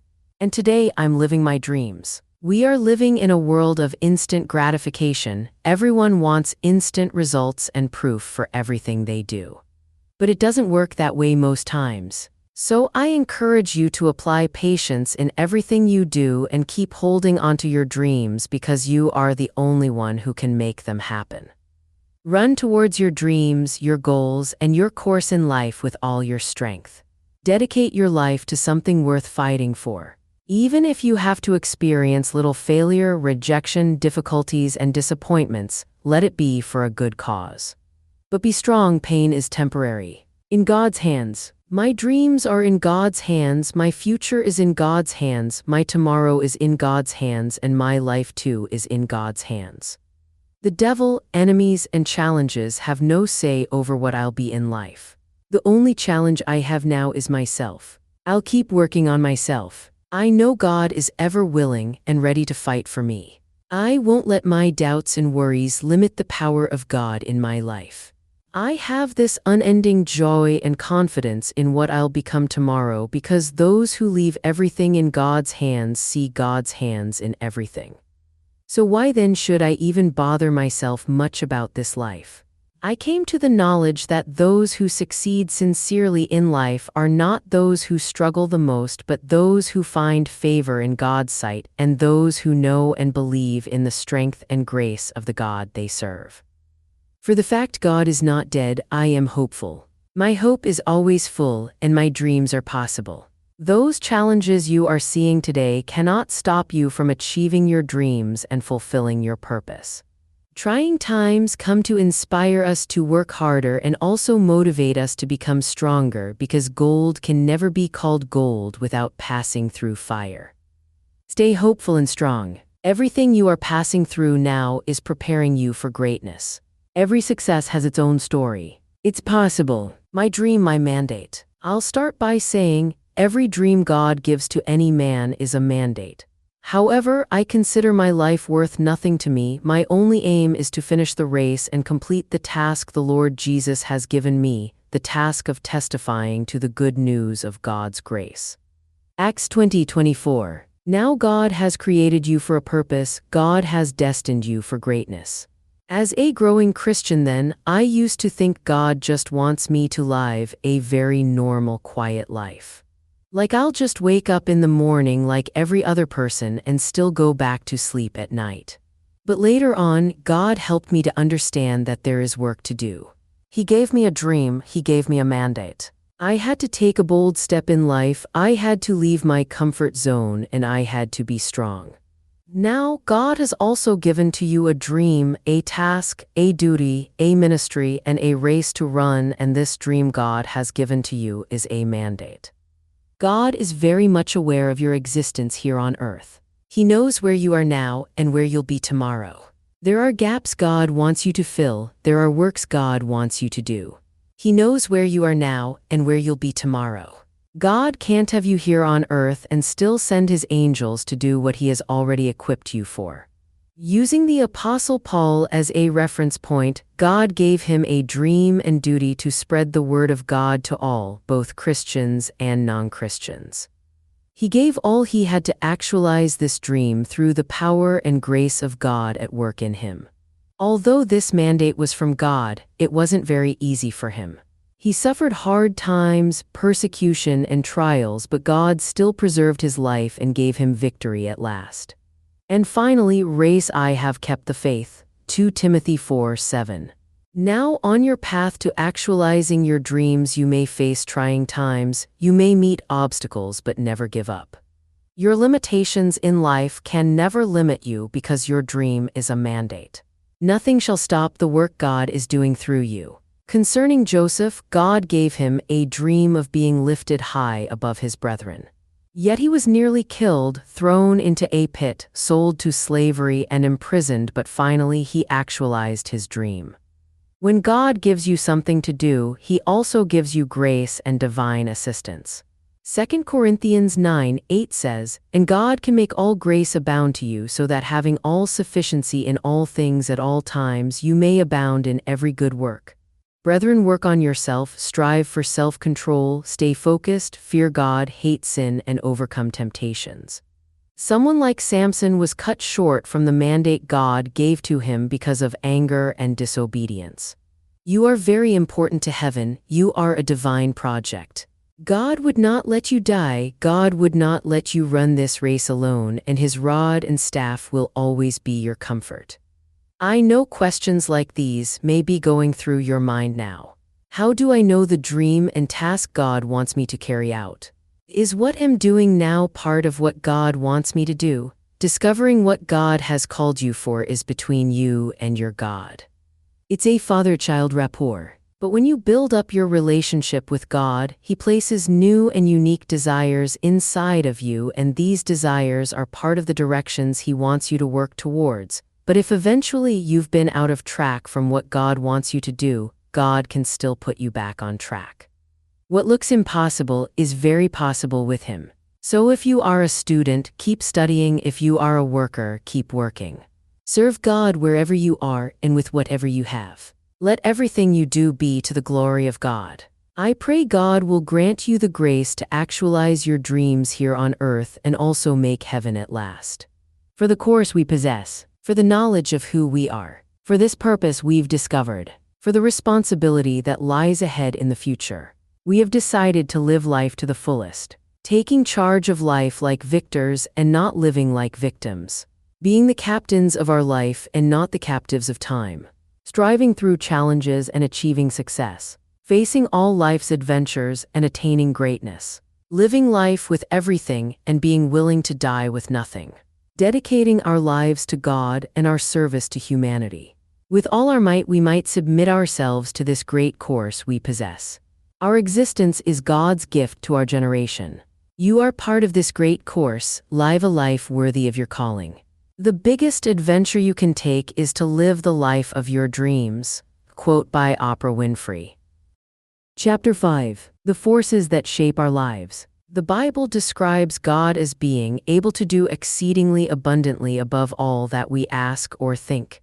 Ephesians 3:20 and Luke 1:37 tell us that with Him nothing will be impossible. There is never a day when this is not true.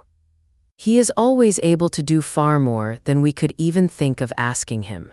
Most of us tend to think too small, pray too small, believe too small, and live too small.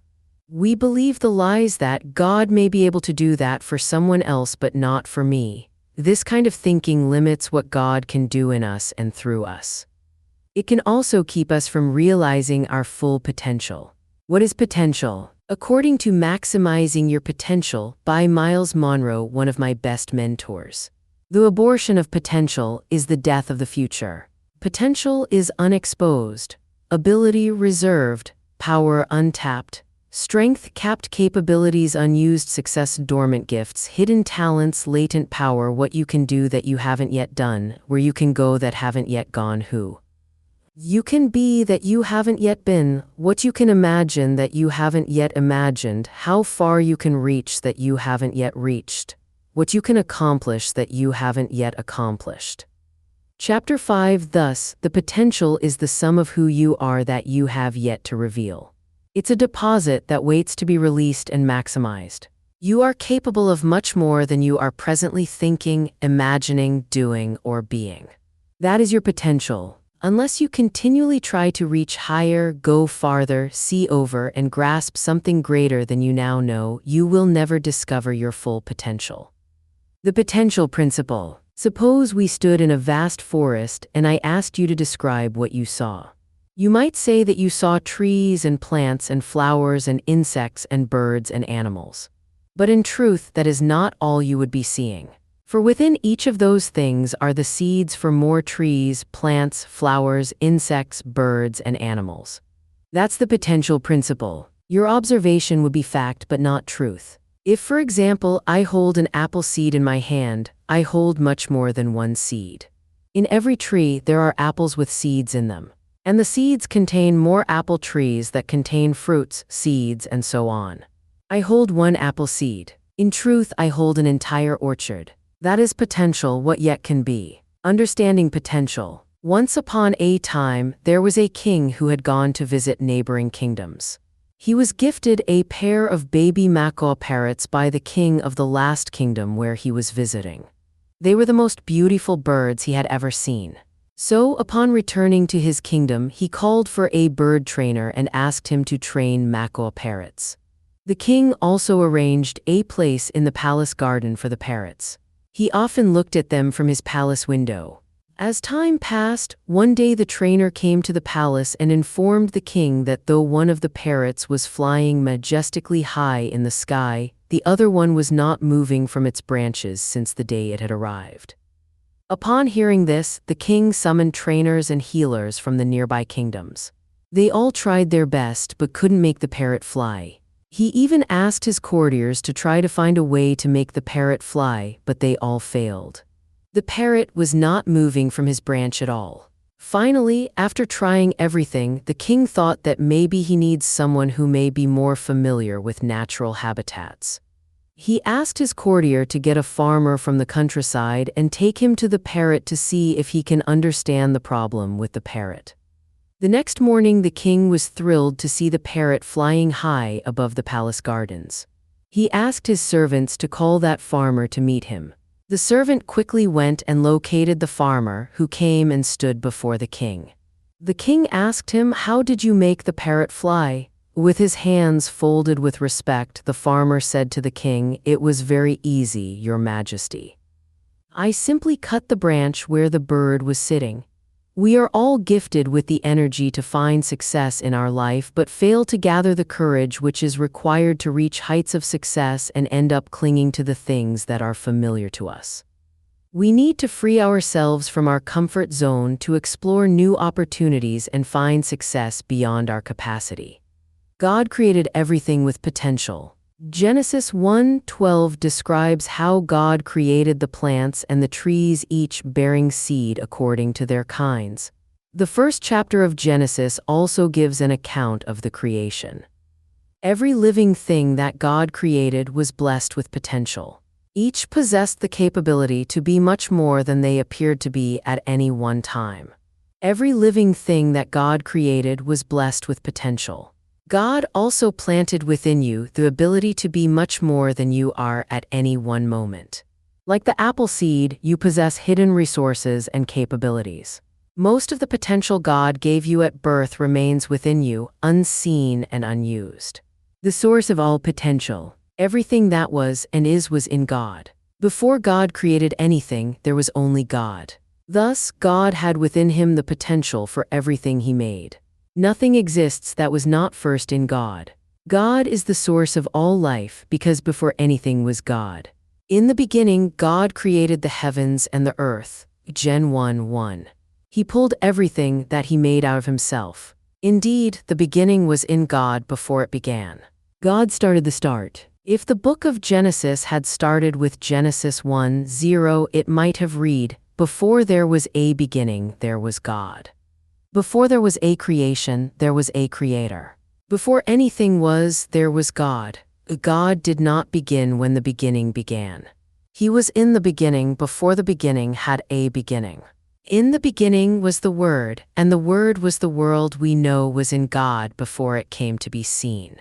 Through made all potential, he is everything we haven't seen yet. Here is what the Bible tells us in Ephesians 2:10, "For we are God's handiwork, his workmanship, recreated in Christ Jesus, born anew, that we may do those good works which God predestined, planned, for us, taking paths which he prepared ahead of time, that we should walk in them, living the good life which he prearranged and made ready for us to live." God doesn't expect you to do it by yourself. As you pray to ask for his direction, take time to stop and listen. Proverbs 3:5-6. Then don't be afraid to step out and do the things he tells you. Remember, he will never lead you to do something contrary to his written word. You are unique. Anna was a 9-year-old girl from a small village. She finished attending elementary school till 4th grade in her village. From the 5th grade onwards, she will have to get admission to a school in a city nearby. She got very happy knowing that she was accepted into a very reputable school in a city. Today was the first day of her school, and she was waiting for her school bus. Once the bus came, she got on it quickly. She was very excited. Once the bus reached her school, all students started going to their classes. Anna also made it to her classroom after asking fellow students for directions. Upon seeing her simple clothing and knowing she is from a small village, other students started making fun of her. The teacher soon arrived, and she asked everyone to keep quiet. She introduced Anna to the class and told her that she will be studying with them only from today. Then the teacher told the students to be ready for the surprise test now. She told everyone to write down the 7 wonders of the world. Everyone started writing the answer quickly. Anna started writing the answer slowly. When everyone except Anna had submitted their answer paper, the teacher came and asked Anna, "What happened, dear?" "Don't worry, just write what you know, as other students have learned about it just a couple of days back."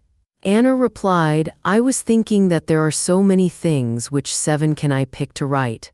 And then she handed her answer paper to the teacher. The teacher started reading everyone's answers, and the majority had answered them correctly, such as the Great Wall of China, the Colosseum, the Stonehenge, the Great Pyramid of Giza, the Leaning Tower of Pisa, the Taj Mahal, the Hanging Gardens of Babylon, etc. The teacher was happy as students remembered what she had taught them. At last, the teacher picked up Anna's answer paper and started reading. The 7 wonders are to be able to see, to be able to hear, to be able to feel, to laugh, to think, to love. The teacher stood stunned, and the whole class was speechless. Today, a girl from the small village reminded them about the precious gifts God has given us, which are truly a wonder. Value what you have, use what you have. You don't always have to look away to find inspiration.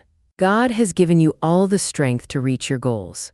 Take an example of a watch. There are many types of watches and they all read at the same time. What makes the difference, though, is the value of the watch.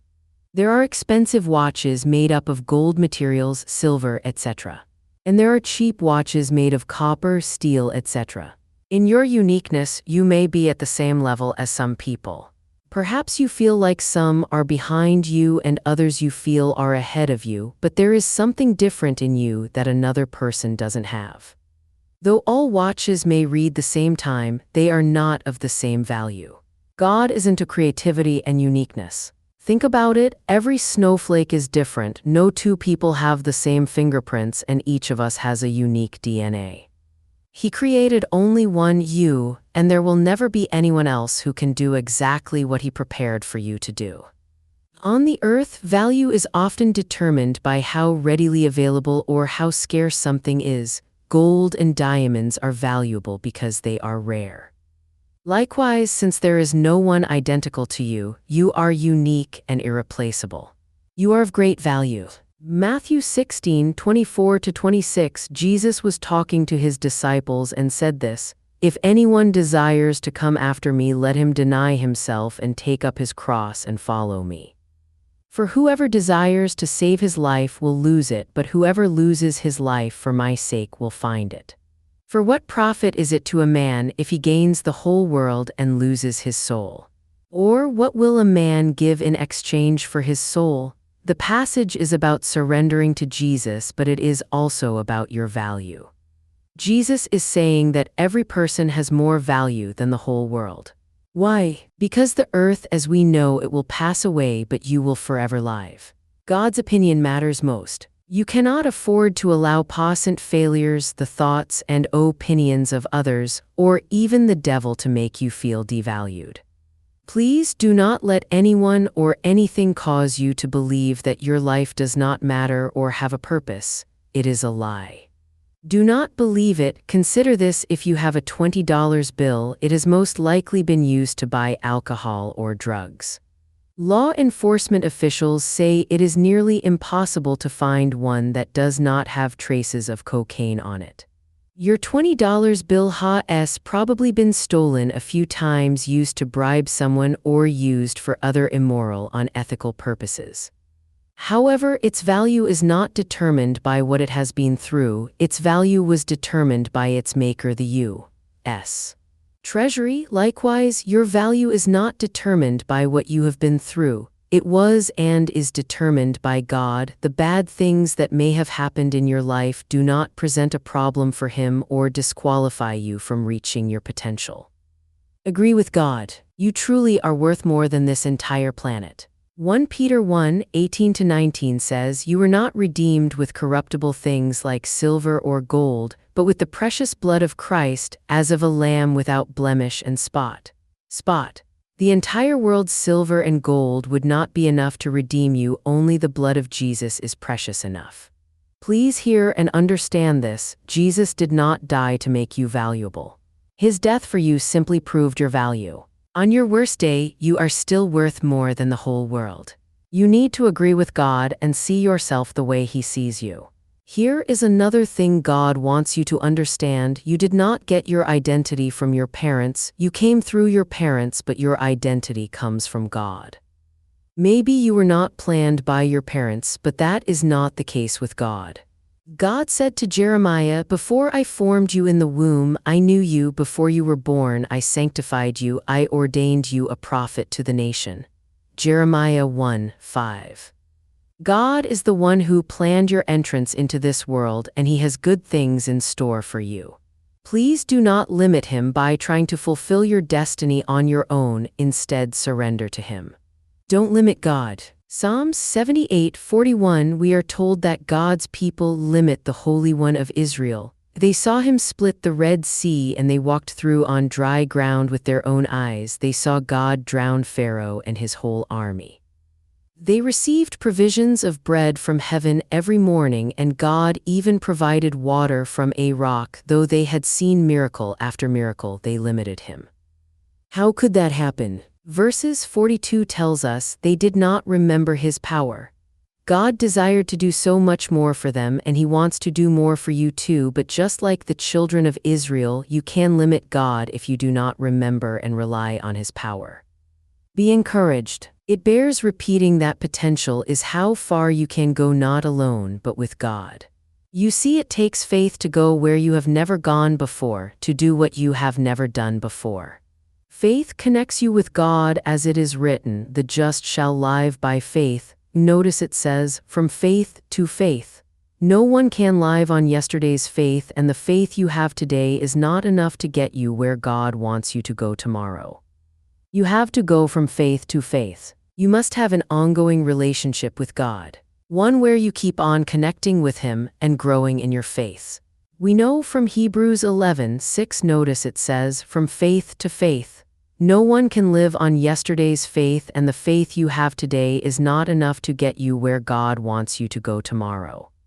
You have to go from faith to faith. You must have an ongoing relationship with God, one where you keep on connecting with Him and growing in your faith. We know from Hebrews 11:6 that, without faith, it is impossible to please Him, for He is a rewarder of those who diligently seek Him.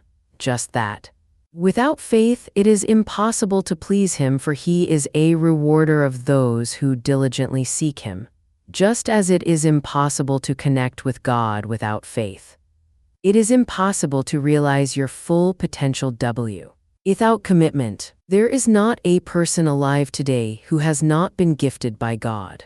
No one but Him knows the potential, the untapped power, dormant ability, and unused strength that are inside you. This potential came in seed form. It needs to grow and be developed. You will never ask God for more than He can do. It is time to start thinking bigger thoughts, praying bigger prayers, believing and living a larger life. It is time to surrender fully to Him, exercise your faith, and realize your potential. The tragedy of unreleased potential. The death of a seed is the burial of a forest. I believe Earth itself is a museum. Each of us comes into this world with an assignment to fulfill. God commissions us to leave for the following generations something from which they can learn and be inspired. The abilities to complete these assignments lie within us. The tools are natural talents, gifts, and ambitions. Each of us comes into this world with an assignment to fulfill. Unless you accept the responsibility for activating your abilities, the next generation will enter the museum of life and notice a vacant space in Earth's displays. The sign below the place reserved to display the fruit of your potential will read, "Assignment unfinished." Potential unreleased. The price of greatness is responsibility. These words were spoken by Sir Winston Churchill. They contain a truth that should be guarded and heeded. The graveyards are full of great men and women who never became great because they did not give their ability responsibility. This untapped ability is called potential. Each of us comes into the world pregnant with unlimited potential. We are capable of much more than we have already done. Unless we expose during our lives all that God placed within us for the good of mankind, our potential will be aborted. The graveyards are full of great men and women who never became great because they did not give their ability responsibility. Abortion is one of today's most controversial issues.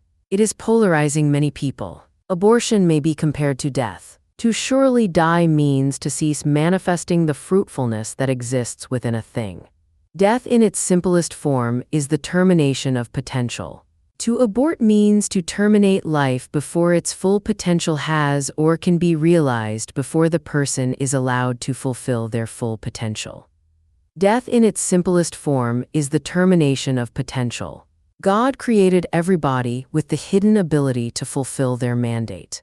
We need to remember that every great tree was once a seed. It is also interesting to note that whenever God deals with a man, He always speaks in terms of the generational seed within his loins. In God's calculation of life, 1 equals many, little equals much, small equals great, and less equals more.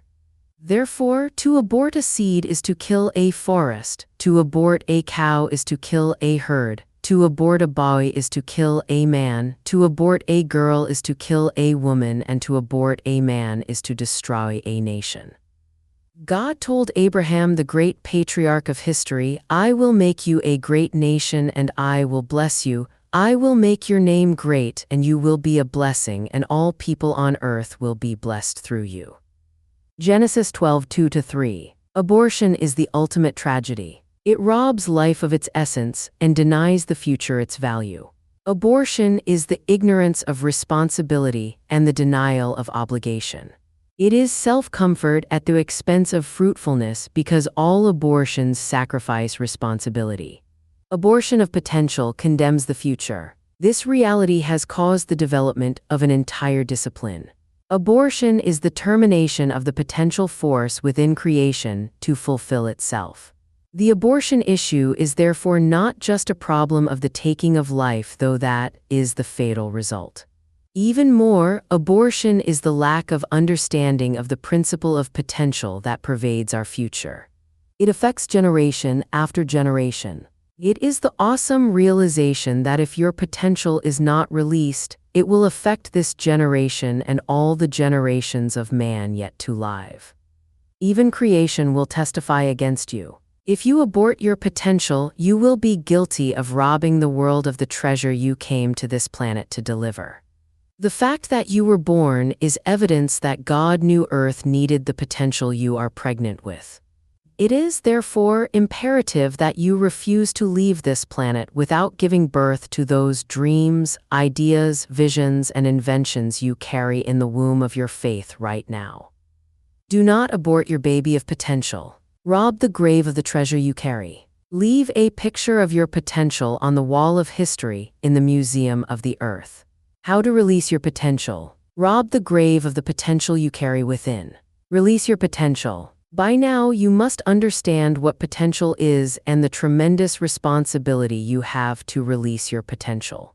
Everything in life has the potential to fulfill its purpose. The purpose of a thing is the original intent or desire of the one who created it. Thus, the purpose of a thing cannot be known by asking anyone other than the designer or the manufacturer.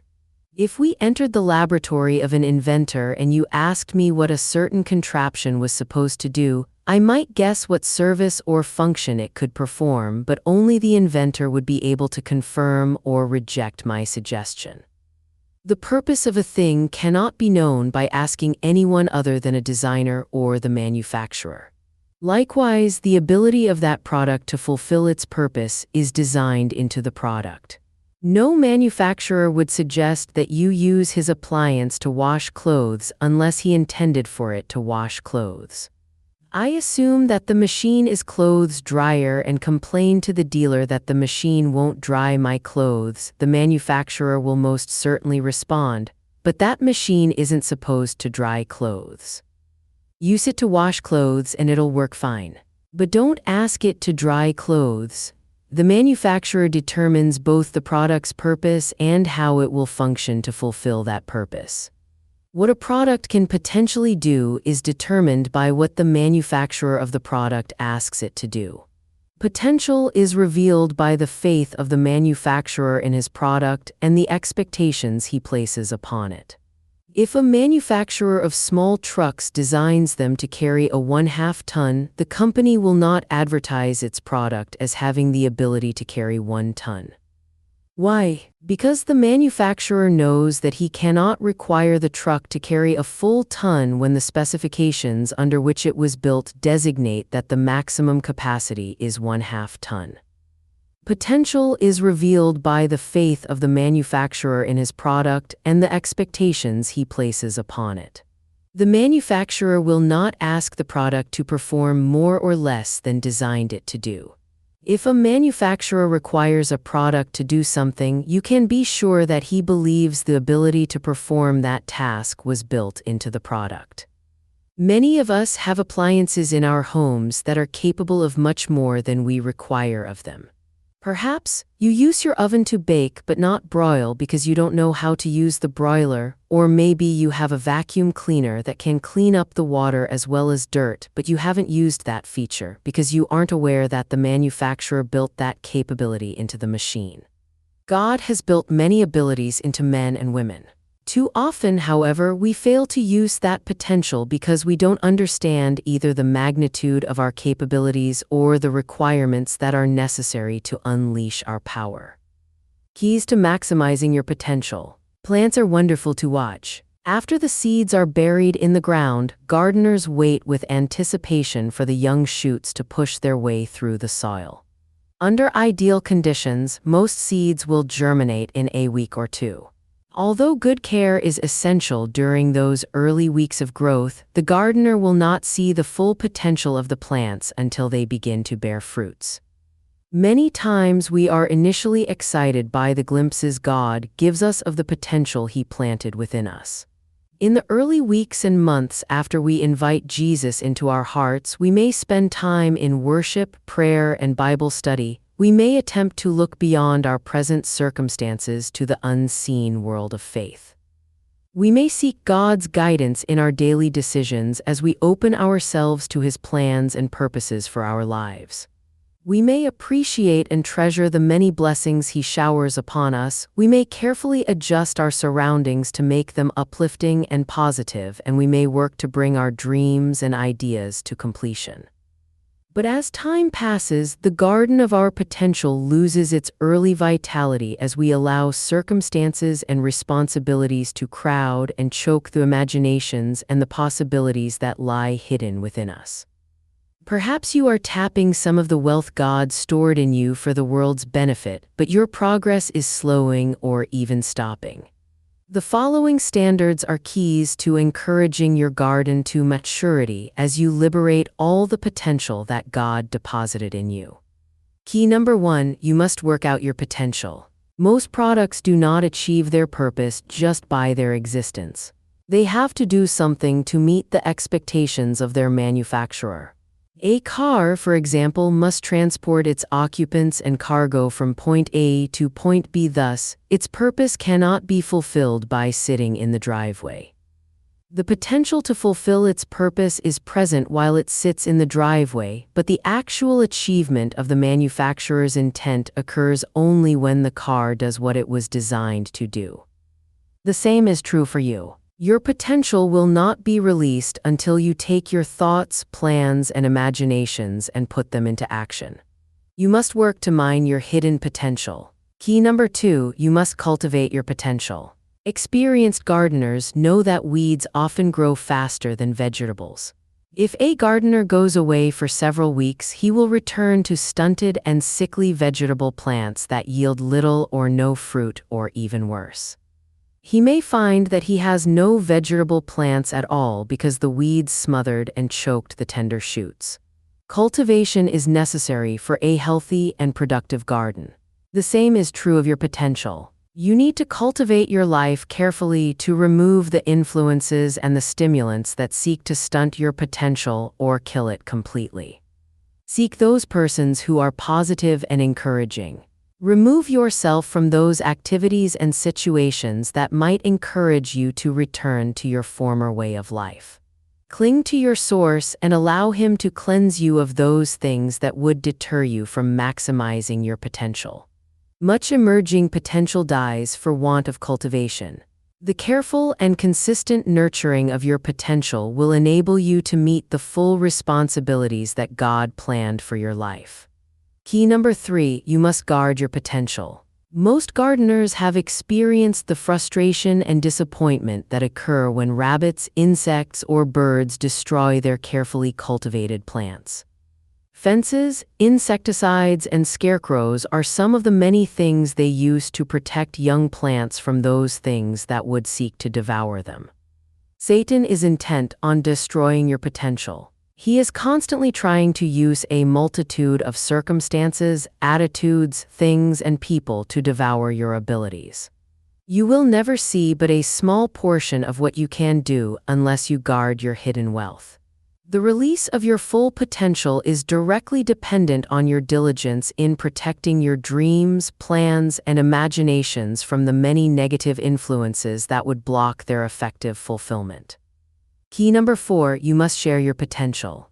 Gardening is a shared effort. While the gardener tills the ground, plants the seeds, and pulls the weeds, The plants will not bear fruit unless the bees pollinate the blossoms, the sun warms the earth, and the rain enables the soil to release its nutrients. Maximizing your potential and the potential of the billions of people on Earth is also a shared effort. Potential is given for the benefit of many, not for the benefit of one. There's not much gratification in writing a symphony if no musicians will share their talents to play the music. Nor will the experience of playing the music provide satisfaction unless an appreciative audience fills the concert hall. Potential is given for the benefit of many, not for the benefit of one. God made human beings live in fellowship with Himself and other human beings. A loveless life that keeps all its accomplishments to itself will soon lose the inspiration for releasing its potential. If you give freely of your gifts, aspiration, and abilities, your potential will be magnified and maximized. Key number 5, you must understand the laws of limitation. Every experienced gardener knows that numerous laws affect the success or failure of a garden. Tender plants wilt in the hot sun when they are planted at noon. Inferior fruits or no fruit results when the plants are not watered regularly. Plants left to the mercy of the weeds yield a lesser crop than those that grow in a weed-free environment.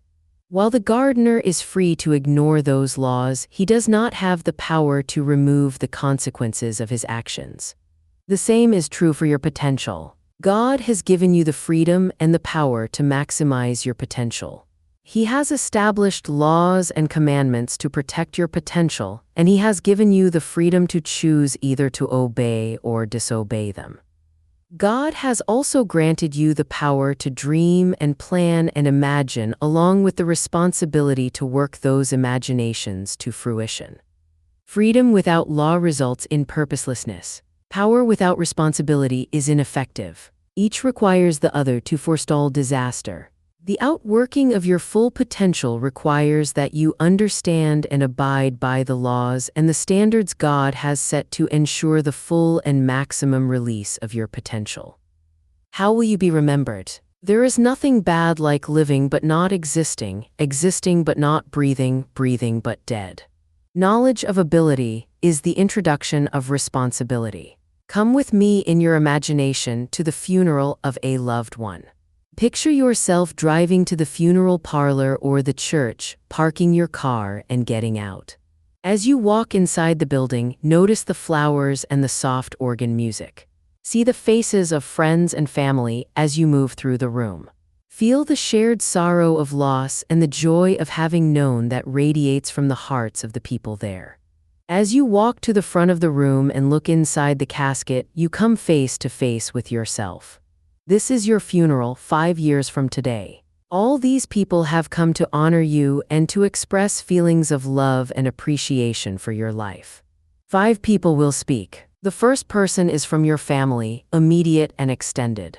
The second speaker is to be your friend, one of them, someone who can give a sense of what you were as a person.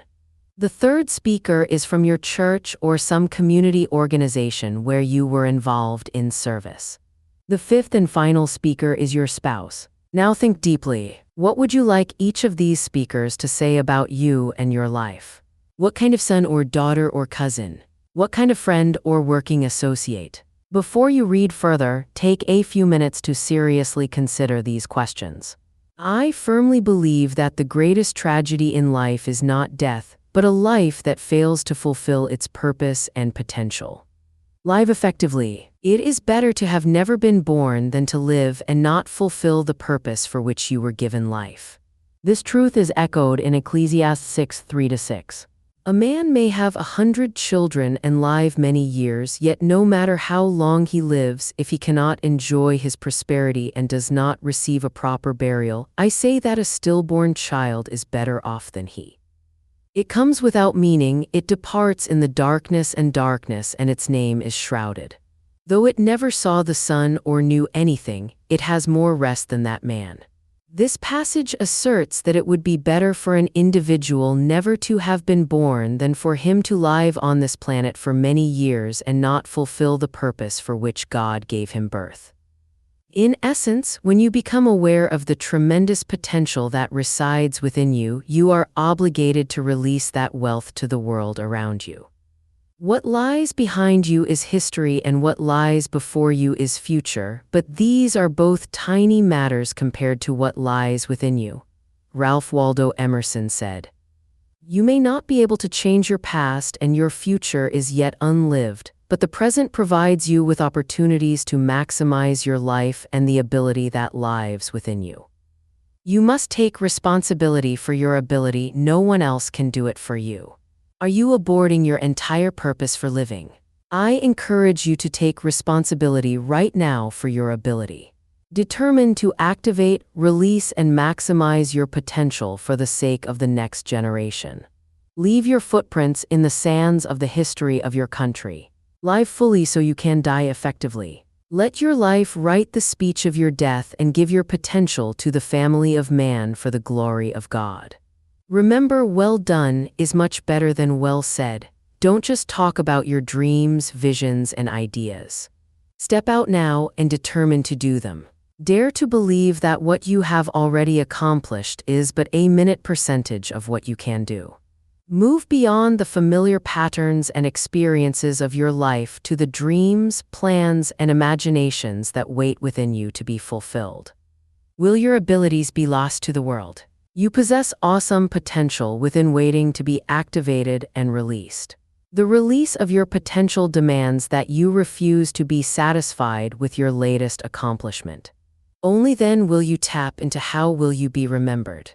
The vast bill credit with which you were born, because potential by definition is the large, unknown bank of resources you were given at birth. What you have accomplished is no longer your potential. Releasing your potential requires a willingness to move beyond the familiar into the realm of possibilities.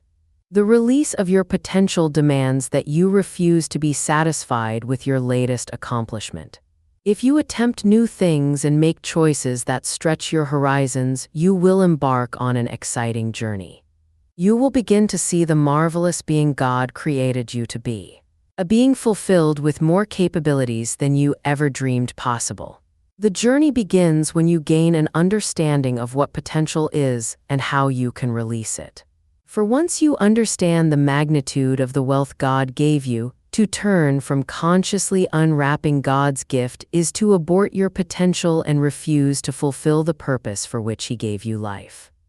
The knowledge of what you have failed to use to benefit yourself, your contemporaries, and the generations to follow will judge you on the great day of accountability. Potential is given to be released, not wasted. Some men have thousands of reasons why they cannot do what they want to when all they need is one reason why they can. A man of ability and the desire to accomplish something can do anything. By Donald Kircher. Leave a legacy behind. There is a famous saying, everybody dies but not everybody lives. There was a study done on 100 elderly people facing death close to their last breath. They were asked to reflect on their life's biggest regrets. Nearly all of them said they regretted not the things they did, but the things they didn't do. The risks they never took, the dreams they didn't pursue. So why do you exist? Life is not meant to simply work for the weekend to pay rent. No, I don't know much, but I know this: every person on this earth has a gift. See, people don't choose dreams, dreams choose them. So the question I'm getting to is, do you have the courage to grab the dream that picked you? Planes were meant to fly in the air. If you keep them on the ground forever, they will malfunction, rust, wear, and become useless. In the same way, we were born to live the dreams that we have inside us. Everyone on earth has a treasure that awaits him. You've got to find the treasure so that everything you have learned along the way can make sense, and when you want something, all the universe conspires in helping to achieve it. Just remember, there's no such thing as a smooth mountain. If you want to make it to the top, then there are sharp ridges that have to be stepped over. There will be times you get stressed and things you get depressed over. Walt Disney got fired from a local newspaper for not being creative enough. J.K. Rowling was rejected many times before getting her first publication. Struggle and critics are prerequisites for greatness. That is the law of this universe, and no one escapes it, because pain is life, but you can choose what type. Either the pain on the road to success or the pain of being haunted by regrets. We have been given gifts that we call life. So don't blow it. You're not defined by your past. Instead, you were born anew in each moment, so own it now. The Millionaire's Stream believes when you combine a dream plus a theme plus a team equals Millionaire's Equation. We all have dreams we are pursuing, but my question is, what makes some people's dreams valid while some people's dreams become invalid? The answer is simple. Dreams become valid when they are tied to the people around you and society at large. Some people's dreams became valid because their dreams were tied to people's needs and how they can render a solution to their problems. Example Wright brothers, etc. Legacy is not a matter of owning big mansions, cars, and luxuries of life, but every life you have touched. Dreams become meaningful when you tie them with the people around you. If you would not be forgotten as soon as you are dead, either write something worth reading or do something worth writing. Carve your name on hearts, not tombstones. A legacy is etched into the minds of others and the stories they share about you. Quote by Shannon L. Alder. Leave your legacy behind. If you've been blessed by the book, please like, share, and subscribe. Thank you for listening. Shalom.